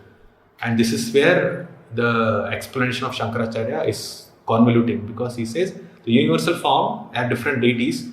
So if you worship the demigods, then they are all forms of the one impersonal entity. So his conception actually comes from the conception of the universal form. But because he is not explaining the transcendental forms of the Lord, therefore all the followers of Shankaracharya who are offensive to the Lord, the form of the Lord in that way, or who have no information, those Brahma-vadis we can say, they can go at max to the impersonal Brahma Jyoti. They cannot go to the spiritual world. It's not possible. So this universal form is actually not the form of the Lord, it's considered the form of Lord Brahma. But because it's the potency is manifested by the external energy of the Lord under the direction of Garbhodakshaya Vishnu, we can say. So therefore it can be conceived of as the form of the Lord, and that leads to some amount of purification for those who cannot conceive of the transcendental form of the Lord. Yeah, like the 7th chapter, it came as 5th chapter. It was mentioned that Mahavishnu just he got up from this cold ocean and he just went. He took another form, Garbhodakshaya Vishnu, and then he assumed the Virat Rupa and with 1,000 legs, mouths like that. So this all these are imagined or like that. Yeah, the universal form is like that. See, he's called as he has so he does have that form. Okay, he does have that form. So that is not the universal form. That is not the universal form. That is not the universal form. That is not the universal form. Sahasra Shirasha Purusha, because he, the thousands of heads, other things, he is worshipped as Mahapurusha in Satyaloka also. So he can manifest thousands of heads, thousands of legs like that. So in 5th chapter where it is mentioned, so that is not that Mahapurusha form, like Sahasra Shirasha Purusha. He assumed the thousands of legs. What exactly is the question? I'm not able to understand the question. Question was that in 5th chapter. Do you know the verse? Which text is it? 35th. Okay, let's go there and check.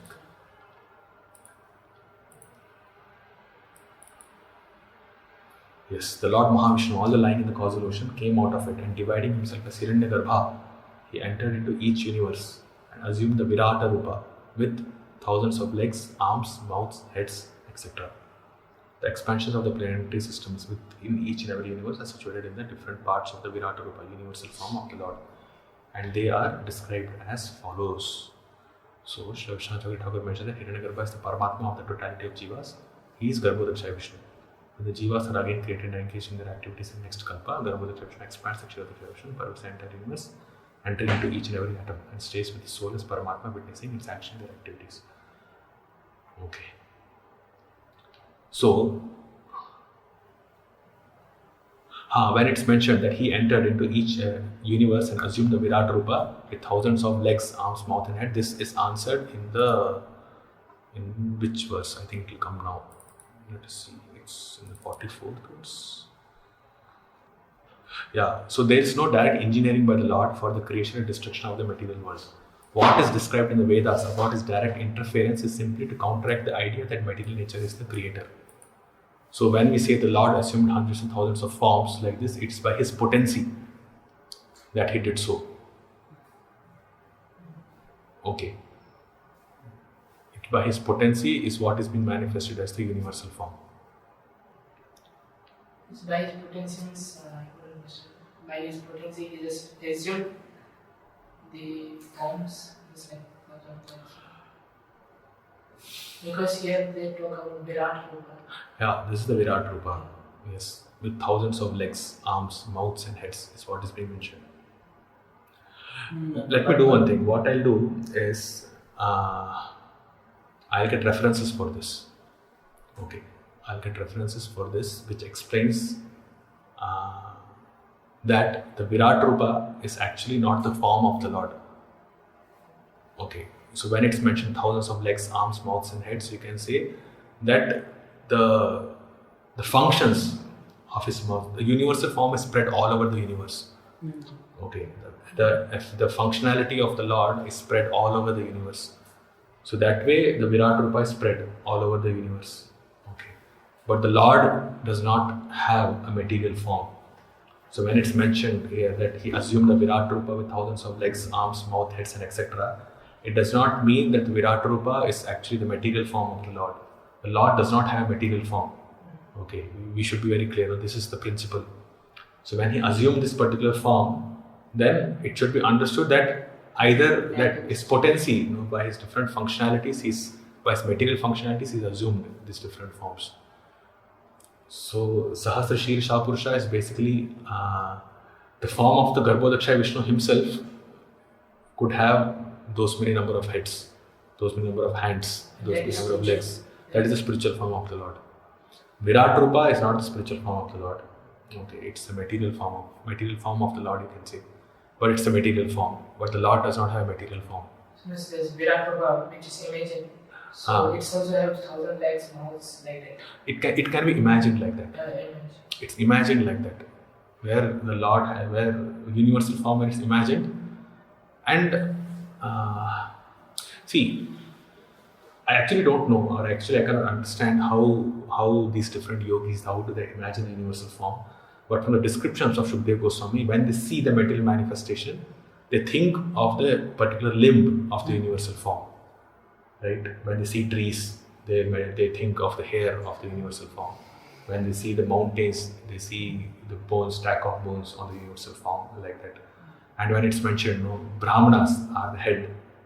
Okay, and then this fire is also the mouth of the Lord, like this. So different aspects are mentioned when they see the material manifestations around them.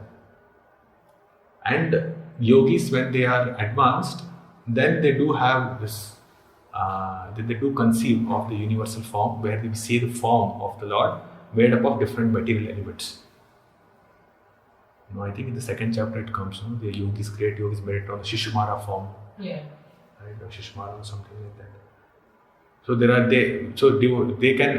is a conception where such people, they can meditate on individual limbs, and when they're matured, then they meditate on the complete form of the Lord. I think the verse is there also in the second canto itself. As they progress, first they meditate on the individual limbs, and then they meditate on the complete form, the universal form. So when they meditate on the complete universal form, I can think that they might be meditating on with the universal form having thousands of heads, thousands of hands, thousands of legs. When they are seeing everything inside it. When they are seeing everything in totality, they might be seeing 1,000 forms, 1,000 heads of the Lord, like this. Just like what Arjuna saw in the universal form, Bhagavad Gita, thousands of legs, thousands of hands, all spread all over the world. That's a universal form of the Lord. That's what he saw. But then that universal form, in the purports in that chapter, Prabhupada says, it's not the original form of the Lord. Universal form is not the original form of the Lord. So although there are thousands of heads, thousands of legs like this. So when it is said that he entered into each universe and assumed the Virat Rupa, he entered into each universe as Garbhodakshaya Vishnu, and then he manifested the Virat Rupa for the purpose of creation. But it is not like an incarnation where he has the transcendental form itself as Virat Rupa. And it can be conceived of as different functionalities. In Bhagavad Gita, in the universal form, when it's mentioned, there are different features. The different mouths are doing different things. Correct?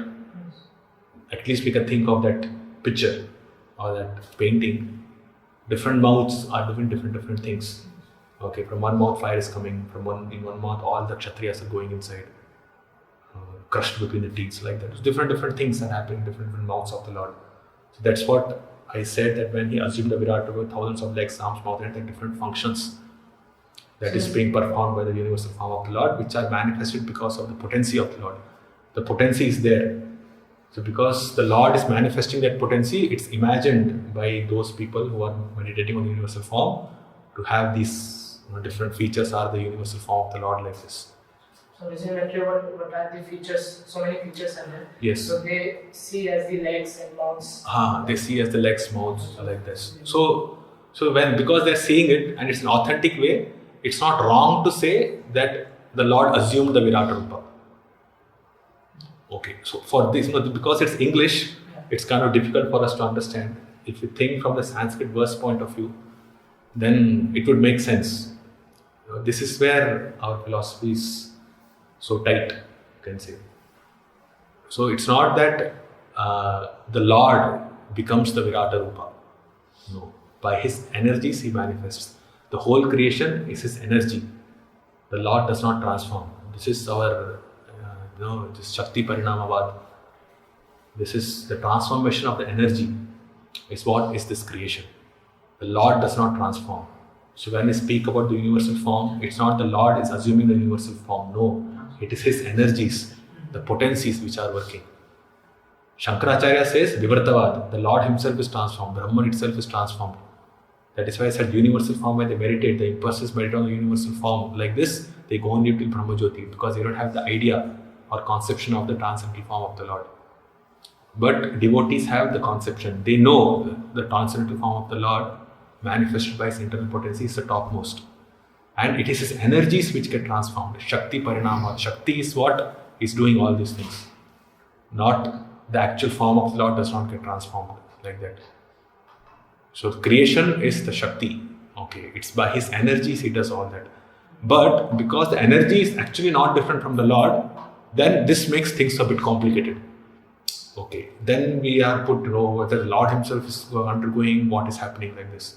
It's achintya that way. Achintya bheda bheda is this.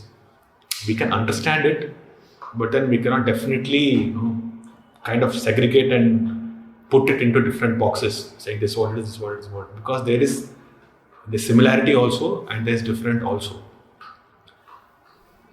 So it's applicable that way. Okay, so assuming the Virat Rupa, we should understand that it is His energy, the potency of the Lord, which are manifest different functionalities.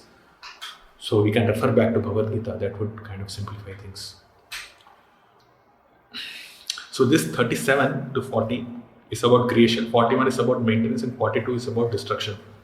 So we are into the next section now, which is the Lord is a creator, maintainer, and destroyer in His different forms.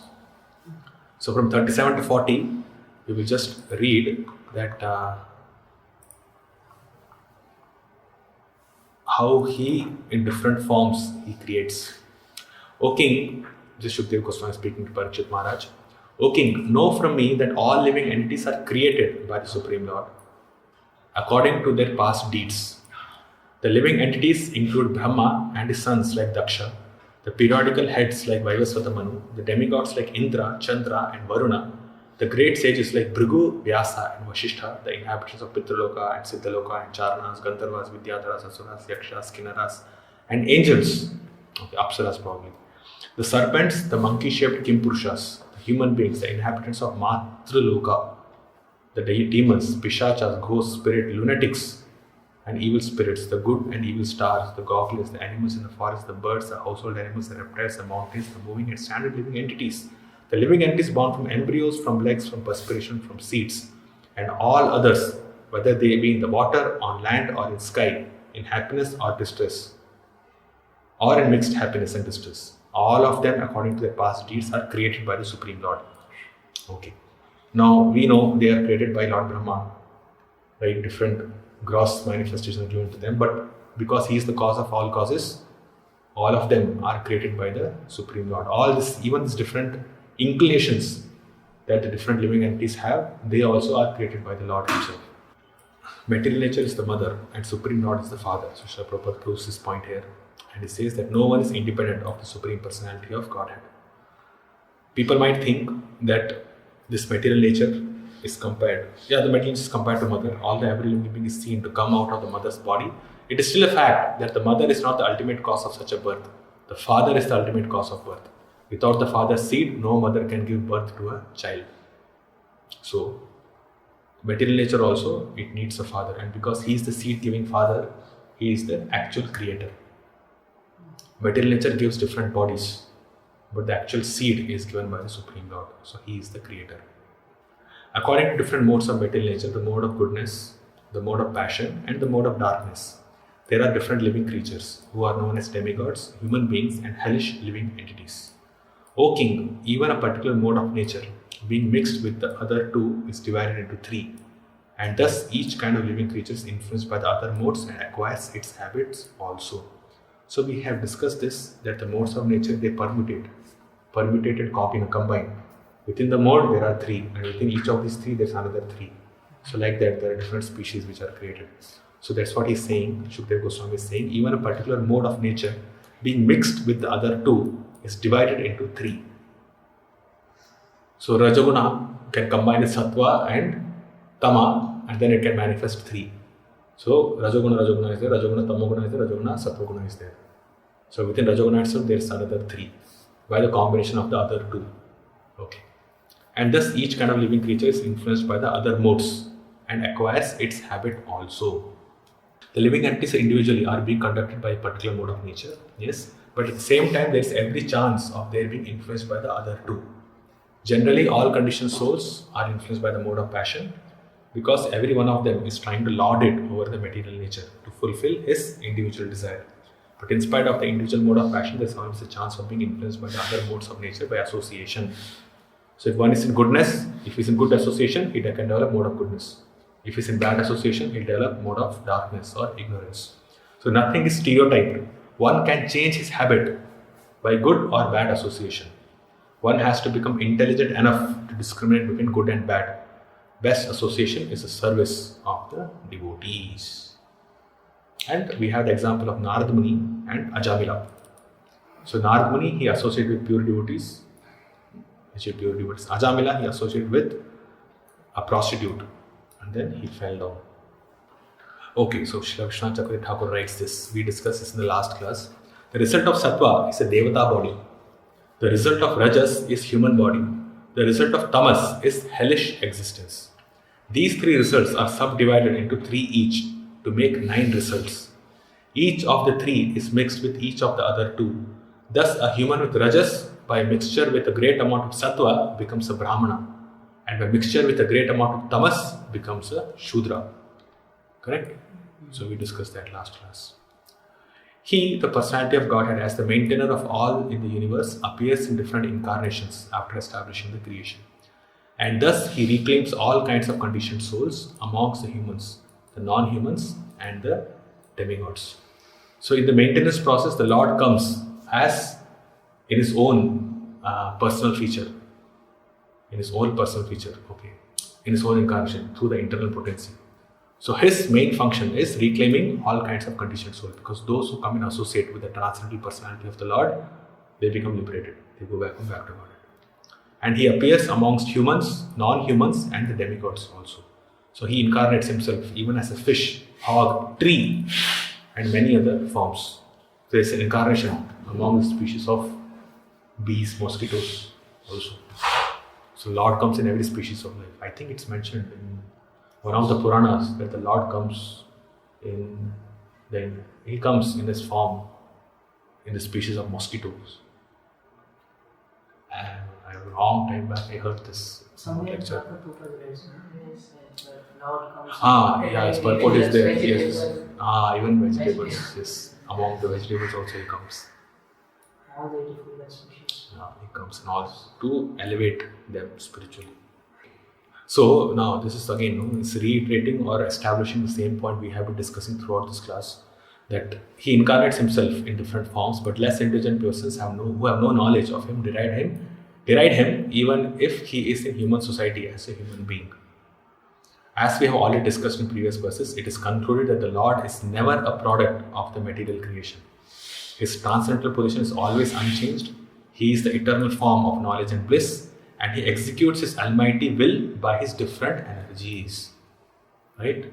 This is kind of the conclusive understanding through which we should see whatever we have discussed till now.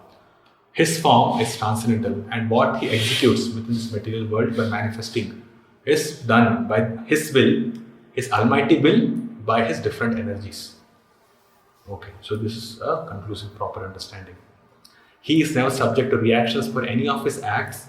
He is transcendental to all such conceptions of action and reactions. Even if he is visible in the material world, the exhibition is only of his internal energy. And for he is above the good and bad conceptions of this material world. Conceptions of the material world, such as good and bad, lower and upper, important and insignificant, are estimations of the material energy. And the Supreme Lord is transcendental to all such conceptions. So the Lord within this material world also generates the evacuating organs, the concept of death, the concept of misery. Everything comes from Him. But He is beyond all that. He is transcendental to all such conceptions. He is all-pervading and simultaneously localized at every place. But foolish people, what they do is they compare everything according to their own knowledge. So this is just like a frog who compares his position when he's given the knowledge of the sea or ocean. He thinks it might be a little bit bigger. Thereafter, at the end of the millennium, the Lord Himself in the form of Rudra, the destroyer, will annihilate the complete creation as the wind displaces the clouds. So this purport Srila Prabhupada gives an indication to the question which was asked in the last class about why there is destruction. Why there is destruction? So Prabhupada gives some indication here, we'll read that. And it's compared to clouds. So clouds are created or situated in the sky, and when they're displaced, they remain in the same sky without manifestation. Similarly, the whole creation is made by the Supreme Personality of God in His form of Brahma. It is maintained by Him in the form of Vishnu, and it is destroyed by Him in the form of Rudra or Shiva, all in due course. So although the clouds are displaced, they remain in the same sky without manifestation. So the principle remains. It's just that it's manifested at a certain time and it's not manifested at a certain time. Destruction does not mean that all material elements or the material energy itself is vanquished. It is manifested, then it's unmanifested during destruction. The foolish conditioned soul who has taken this temporary world as a permanent settlement has to learn intelligently why such creation and destruction take place. The fruitive actors in the material world are very enthusiastic in the creation of big enterprises, big houses, big empires, big industries, and so many big things out of the energy and ingredients supplied by the material agent of the Supreme Lord. With such resources at the cost of valuable energy, the conditioned soul satisfies his whims, but he unwillingly has to depart from all his creation and enter into another phase of life to create again and again. To give hope to such foolish conditioned souls who waste their energy in this temporary material world, the Lord gives information that there is another nature, which is eternally existent. Instead of wasting his energy in matter, which is sure to be destroyed in due course by the Supreme Will, the conditioned soul should utilize his energy in the devotional service of the Lord. So this is one of the reasons why destruction takes place. To frustrate the living entity. Okay, basically, to speak bluntly, because if there is a permanent settlement, then the living entity will not have a desire to go back to Godhead. Okay. So he wants to remain here. So destruction, right from the micro level to the macro level, is for the purpose to kind of frustrate the living entity so that he develops a desire. We discussed in previous purport also. The laws of nature itself is such that the material desires automatically diminish. The material desires automatically diminish.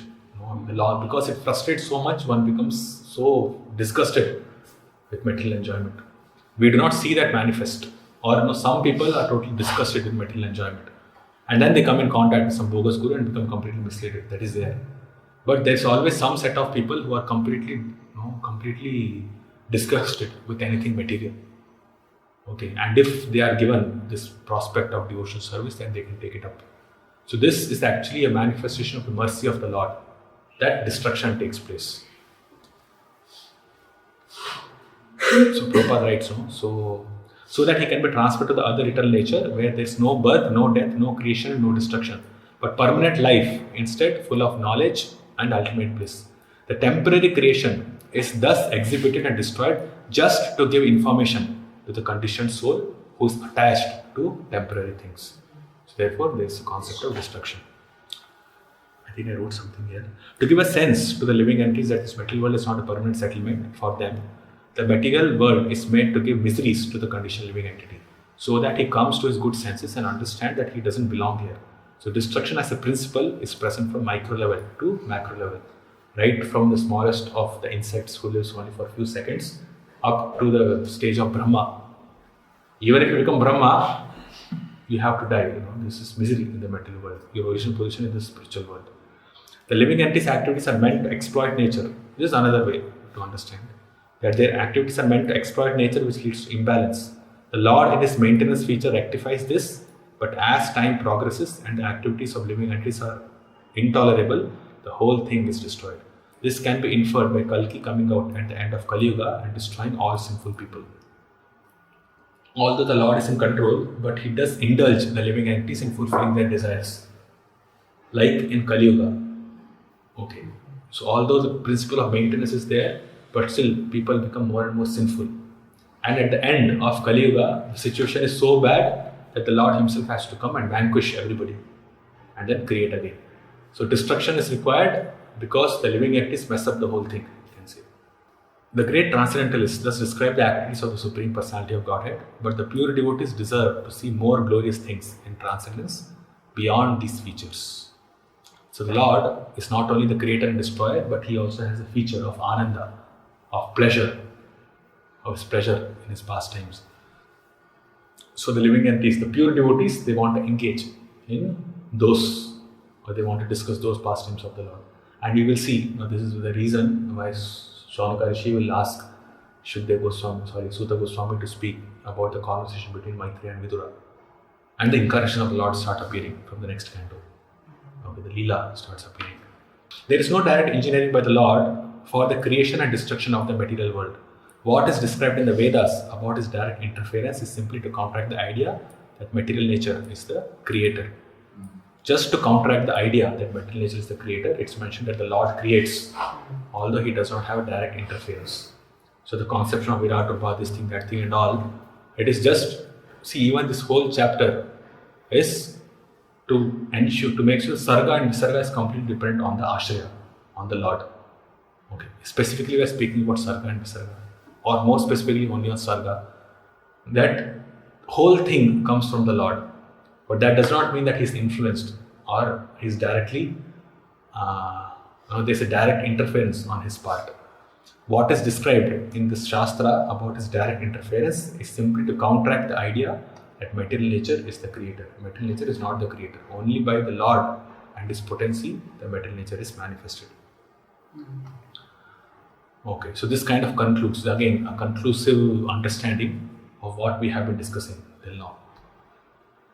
So creation, maintenance and destruction is done by Brahman. Yeah, Prabhupada is writing about this point. And he says, gross materialists without any knowledge of Brahman, Paramatma and Bhagavan conclude material nature to be the ultimate cause of the material manifestation. And this idea is very prominent now, where people are atheists. They think whatever is manifested, it's manifested out of material nature. Combination of matter creates organisms. Organic matter is created from inorganic elements. Right? This is the creation theory. Organic stuff. Organic means that which can breathe, which respires, which can breathe, that's organic, or which can live, which can expand, which can manipulate, or which can reproduce, that's organic. And this arises from inorganic matter, that's what they say. But nothing happens without the Supreme Brahman. So this view is refuted by all Vedic literature.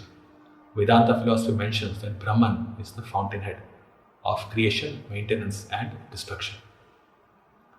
And Srimad Bhagavatam, the natural commentation of Vedanta philosophy, says that Janmati Sedovanvyat Itartashcharteshva Vigyaswarat, etc. So Brahman is not only the fountainhead for creation but also for maintenance and destruction. There is this concept of Western philosophy called as deism. In deism, they say the Lord created, but after creation, then he has nothing to do with it. Then everything is only to the who are so-called living entities or so-called people, and they decide their own future. they decide the course of activities like this. It's called as deism, deism. Like this. But then it's not so. The Vedanta philosophy very clearly mentions the proper perfect understanding is the Lord is involved in all aspects of material creation. He's never different from it.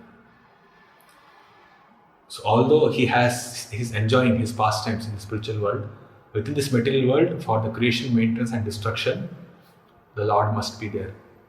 He is the source for everything. Inert matter has no potential. Inert matter has potential but no initiative. Matter is undoubtedly energy with potential to interact, but it has no initiative on its own. It cannot do anything on its own. Only the Lord can do it.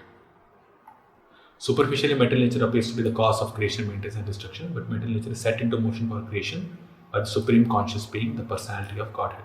This is an analysis. Okay. In this first paragraph, Srila Prabhupada speaks about what the gross materialist thinks of. And then he says how it is wrong. Because by experience one can understand that matter has potential, but it does not have initiative. It cannot interact on its own. It is not conscious. So if matter has to be put for a specific purpose, then there must be an intelligent person who does that. Prabhupada has given this example so many times in his lectures and conversations. So superficially it might appear that material nature is interacting on its own. Sun is shining on its own. Days and nights are going on its own. And sun is revolving, or rather, the earth is revolving around the sun. According to the modern astrophysicists, the earth revolves around the sun. And that's because of gravity. Correct? That's what they say. That's because of gravity like this. They want to explain everything by the laws of nature. And say the laws of nature themselves are complete in themselves. But it is to be understood that matter as we see, matter is all around us, within our grasp also, and is also there thousands and thousands and thousands of kilometers away. The moon is also matter, sun is also matter. Okay. From their perspective, we are speaking. Everything is matter. So if they really want to understand how the stars work, how the moon work, or how the sun, everything is matter, the same matter is available to us here also. So by studying what we have here, we should be able to give a good understanding of what is there above, right? It makes sense.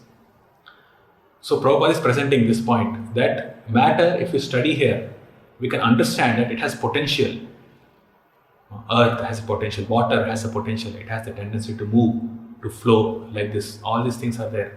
Fire has a potential to heat, to light, to burn. So potential is there, but then they do not have initiative on their own. They don't act on their own. Only when an intelligent person brings them together, then there's a purpose which is fulfilled by that. Purpose is fulfilled in the material world only when an intelligent person brings these together. So matter has potential, but no initiative on its own. The initiative is provided to it by an intelligent person, either a scientist or a person, or even a cook. Then only material elements combine and some tasty preparation is made. So for everything, material combination requires initiative.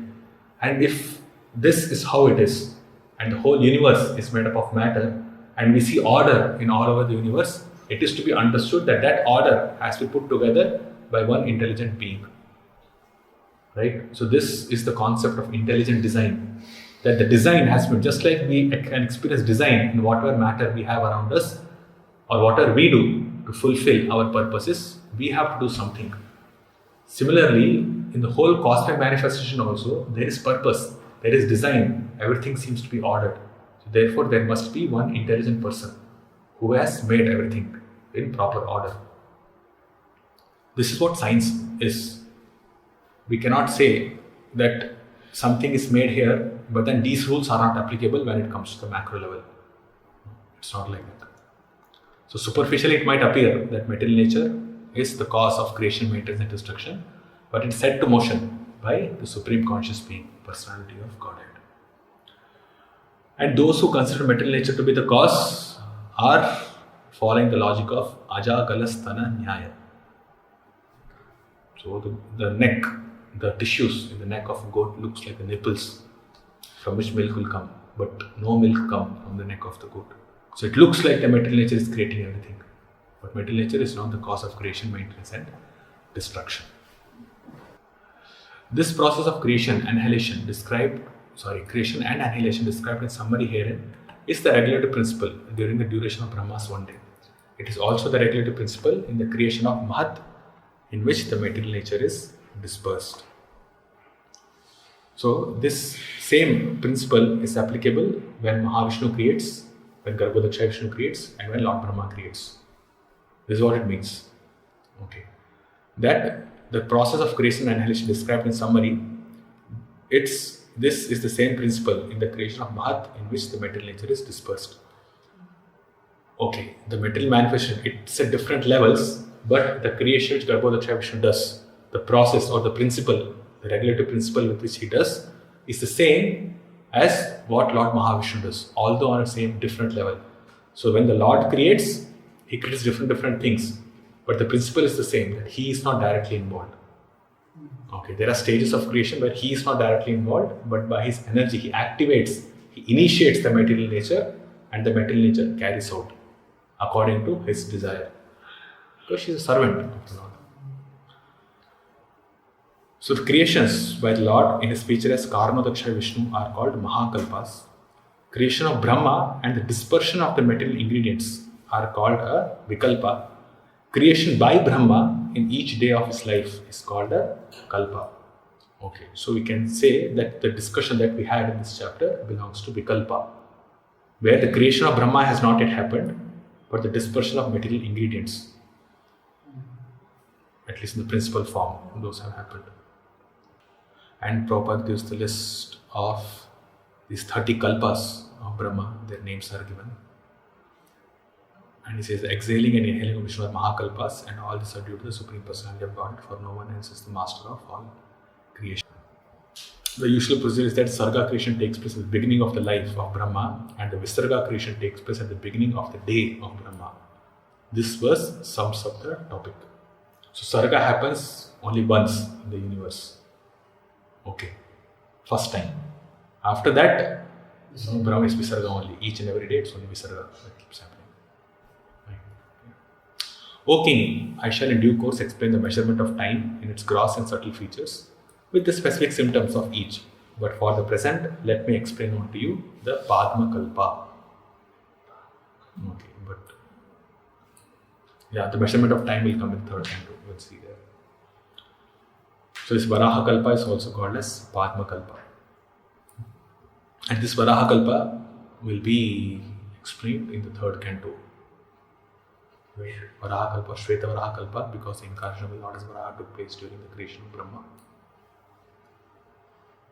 We'll see at that time. So, Shaunaka Rishi, he speaks. Shaunaka Rishi, after hearing all about the creation, inquired from Suta Goswami about Vidura, for Suta Goswami had previously informed him how Vidura left home, leaving aside all his relatives who were very difficult to leave. So they were more anxious to know about Vidura and his travelling to the pilgrimage sites of the world. Shaunaka Rishi said, let us know, please, what topics were discussed between Vidura and Maitreya, who talked on transcendental subjects, and what was inquired by Vidura and replied by Maitreya. Also, please let us know the reason for Vidura's giving up the connection of his family members and why he again went home. Please also let us know the activities of Vidura while he was in the places of pilgrimage. So this is, the connection is in the 13th chapter of first canto. I think the first verse itself, it mentions that Vidura left and then he comes back to give good instructions to Dhritarashtra. So he knew, the conversation between Vidura and Maitreya is mentioned in the first verse of 13th chapter, first canto. So Shaunaka Rishi is picking up from there and he says, can you please narrate the transcendental topics which Vidura and Maitreya spoke? So Shukdev Goswami, what he will do, he will explain the answers of Parikshit Maharaj by quoting the conversation between Maitreya and Vidura. So he will not deviate, or rather Suta Goswami will do that. Okay, so the concept will follow. The questions asked by Parikshit Maharaj will be answered in a sequential manner in the third canto onwards. That's why we'll have again the creation will come and creation of Lord Brahma will come. So the creation of Lord Brahma and his subsequent creation is all conversation between Maitreya and Vidura. Okay, so till this point, Sarga is done. Visarga will come in the third canto, but that would come as a conversation between Maitreya and Vidura, like this. The reason why Shaunaka asked this question was because the rishis were inclined to hear of transcendental subjects which are on a higher level than the physical. They don't want to spend lots of time on creation and other things, it seems. They wanted to hear the transcendental narrations of the Lord. So Srimad Bhagavatam gives facility to everyone, both to the materialist and to transcendentalist. And one can derive equal benefit from both. It's not that one is mundane and other is more this thing. Sri Sutta Goswami explained, I shall now explain to you the very subjects explained by the great sage in answer to King Parikshit's inquiries. Please hear them attentively. Any question that is put forward may be answered by quoting the authority, and that satisfies the Sena section. And this is the Parampara system. And it says, let us all obey the Supreme Lord, whose hand is in everything, without exception. Thus ends the Bhakti-vaibhava purpose of the second canto, 10th chapter of Srimad Bhagavatam, entitled Bhagavatam is the answer to all questions. And this ends the second canto also. Jai. Okay. So, you have any questions? Yes. So it was mentioned in one of the shloka that Lord Vishnu, Yes. he is when this Virat Rupa, when this whole demigods and all the organs, when they are taking place like this, so that section came in that Lord Vishnu was generated and he took charge of legs like that. Yes. So how to understand it? Because Okay. Yeah, it's simple ones. Lord Vishnu is transcendental. Okay. So that controlling principle that is created. That's all.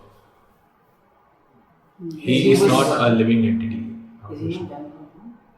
Lord Vishnu. Yeah, because That's Vishnu who was generated. Prabhupada did not write that Prabhupada here as demigod. He says Prabhupada this writes that he is the supreme Lord person. here. But in third canto, it is when this creation. So there comes as demigod. That Vishnu is not the supreme personality. Okay. He is the one of the demigod. Yeah, so that's clear, no? But Here to bring that point that all the activities of the living entities, it should be for the sake of Vishnu. When Yajna is mentioned, he took him as Lord Vishnu and he explained it here to make that point that every activity should be for the sake of Lord Vishnu, like this. From technical point of view, if that Lord Vishnu is demigod, then yeah, he's a demigod who's controlling the features of leg or the activities of the sense, working sense, the leg. That's fine. So from here, Prabhupada says like this. That Prabhupada does at several places. So it's not something very wrong. It's not wrong. He's just making the point. It's okay. It's understandable. See, we discussed this now when we were discussing first canto. The presentation of Bhagavatam itself, Prabhupada gives many technical details that's there. But his presentation is mostly devotional. And whatever technical details he gives, it is for the purpose of fulfilling that devotional purpose. So even these Adibhota, Adhyatma, Adideva and all the creation principles that we discussed, this whole canto, in the purport you see, no, he is the supreme controller. He is the one who is independent. Everybody is dependent. These three principles are there, but the Supreme Lord is above all of them. So it always leads back to that he is the supreme and we have to do devotional service to him. And all the technical details which he mentions, these are mentioned in support to the devotional point that one should be a devotee of the Lord because no one is independent. So he's trying to convince the readers of Srimad Bhagavatam that one should be a devotee. Any other thing, anything else apart from pure devotional service is actually the wrong situation for the living entity. That position itself is incorrect. And this is being explained through all the 9 topics of Bhagavatam. Okay. So here, when it's mentioned that Yajna is the controller, is the controlling demigod, Prabhupada takes a reference and he says, see, that's why we should do sacrifices for Lord Vishnu. That's what makes sense. Like that. His presentation is like this. And when, on a technical point of view, when it comes in third canto, yeah, demigod is there, Vishnu, it's also fine. And see, in another way we can also understand, actually it was there in, when we were speaking about the creation from 37 to 41 in this chapter itself. I think Sridhar Swami or Vishwanath Chakravarti Thakur or Jiva, one of these commentators, they say that Lord Brahma is normally a living entity. It's there in Laghu Bhagavatamrita also. But sometimes Lord Vishnu takes the position of Lord Brahma. Correct? So that time Lord Brahma is Vishnu Tattva, not a Jiva Tattva. So if we really want to do this, do away this apparent contradiction, we can say even the position of Indra is taken by Lord Vishnu when Indra is not available. It is also mentioned in Laghu Bhagavatamrita. It's there in Bhagavatam only, I think. I don't remember. Yajna, he becomes Indra, right? In the next Manvantara, it is mentioned. Next one. I think he became Indra in Chakshasha Manvantara, correct? The Manvantara before this, he became Indra because there was no qualified Indra. So we can say, okay, this controlling demigod Vishnu, in one creation, one creation maybe he is not demigod Vishnu, he is the Lord Vishnu himself. And in other creations he might be demigod Vishnu also. So in that form, just like he took the form of Brahma, Lord Vishnu. So in that form we can worship Brahma like that. Yes, if you know that he is the Supreme Lord Vishnu. If we know that this Brahma is the Supreme Lord Vishnu, then you can worship Brahma and then derive benefits, same benefits. But still, again, this form of Brahma, I don't know whether it's there in the spiritual world or not. Whether this form of Brahma, if it is only for this material manifestation, we read this shloka, correct? If it's only for this material manifestation, it does not have a transcendental form of Brahma in the spiritual world, then what happens? I do not know what happens. I actually do not know what happens. So do they go back to the spiritual world because they are worshipping Lord Brahma as Vishnu? Yeah, maybe because they are worshipping Lord Vishnu, they will definitely become purified. But how do we get that information? Whether this particular creation's Brahma is Vishnu or not? I do not know. I'm not an expert in all this. And can we say that? Can we say? Can we say that if he really want to worship Vishnu, so he will worship Lord Vishnu? Yeah, straightforward. No? Why to go around? Even when the great kings, they used to do sacrifices for demigods, they of course had an understanding that by worshipping the demigods, I am worshipping the Supreme Lord. That understanding was definitely there because they are the parts and parcels, they are the limbs of the Lord, the demigods are the limbs of the Lord. By satisfying them or worshipping them the way it is mentioned in the Vedic literatures, I am ultimately pleasing Lord Vishnu. And this they used to, even the Vaishnavas, even the topmost pure devotees, they also used to perform these different sacrifices. For what purpose? For guiding their citizens. These great kings, Rajarishis, who are pure Vaishnavas, they also used to perform these demigod sacrifices and all, so that the common citizens who are supposed to follow them, according to their inclinations, they can also take up some process of Vedic purification. So it's not that pure devotees are engaged in demigod worship. Pure devotees, their whole goal itself is to worship only the Lord, maybe indirectly or directly. And the indirect channel is understood as an instruction or as an instructive act for the other people who cannot take up pure devotional service. When Vedic culture was prominent, Varnashram system was prominent, this was understood. That's why in Bhagavad Gita it says Janaka, although he is transcendently situated, still he followed all these activities for guiding other people. For guiding other people, because Yadyat Acharati Shreshtas Tata Deveta Rojana, in the same sequence it comes. No?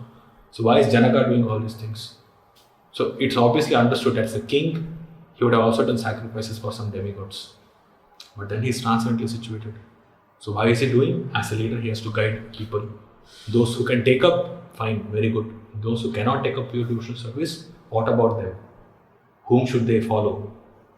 So the leader should set an example for them also. Just for that purpose. So he might not be personally this thing like that. So yeah, so demigod worship also, when a pure devotee does, he sees only the Supreme Lord. So when Lord Vishnu himself becomes Brahma, then Brahma can be worshipped. But this, for our practical purposes, our Brahma is not Lord Vishnu. He is a living entity, pure devotee of the Lord. So many people say this is Surya Narayana. So nobody was there for Surya Dev first. So Lord Vishnu himself, he took Surya Narayana. That's why he's Surya Narayana. Surya Narayana we already discussed in first Canto. And as we understand, Surya Narayana is the potency of the Lord, is mentioned from the Narayana feature who is there within the heart of Surya Dev. You can hear this Brahma Samhita lecture from Gokul Chandra. One full, I think it's one full, like 45th lecture or something. Only about Surya Narayana he speaks so much, with giving all the references, conclusive understanding. You can hear into that. So there he mentions Surya Narayana is worshipped, but when he is worshipped, we are worshipping the form of the Lord who is there within the heart of Surya Dev. Okay, so he is worshipped, and because he is manifesting immense potency as son Surya Dev, then he is directly worshipped when we chant Brahma Gayatri. So it's Surya Narayana who's chanted. So we are chanting for the Supreme Lord who is situated in the heart of Surya Dev. So that's why in Bhagavatam, I think we only read, right, that Surya Narayana is the actual incarnation, but others. So he is not a vibhuti. So there's a difference that other demigods, they're invested with the potency of the Lord, but within Surya Dev, the Lord himself shines, or Lord himself as Super Soul itself, he shines. But other demigods, although the Super Soul is definitely there, but potency is given, invested in them, like Shatyavesha, you can say. And here also it's Shatyavesha only, but the potency is intense, you can say. You can hear in Gokul Chandра's lecture. That is good. Okay, any other questions? Okay. Srimad Bhagavatam ki, Srila Prabhupada ki, Gaur Premanand.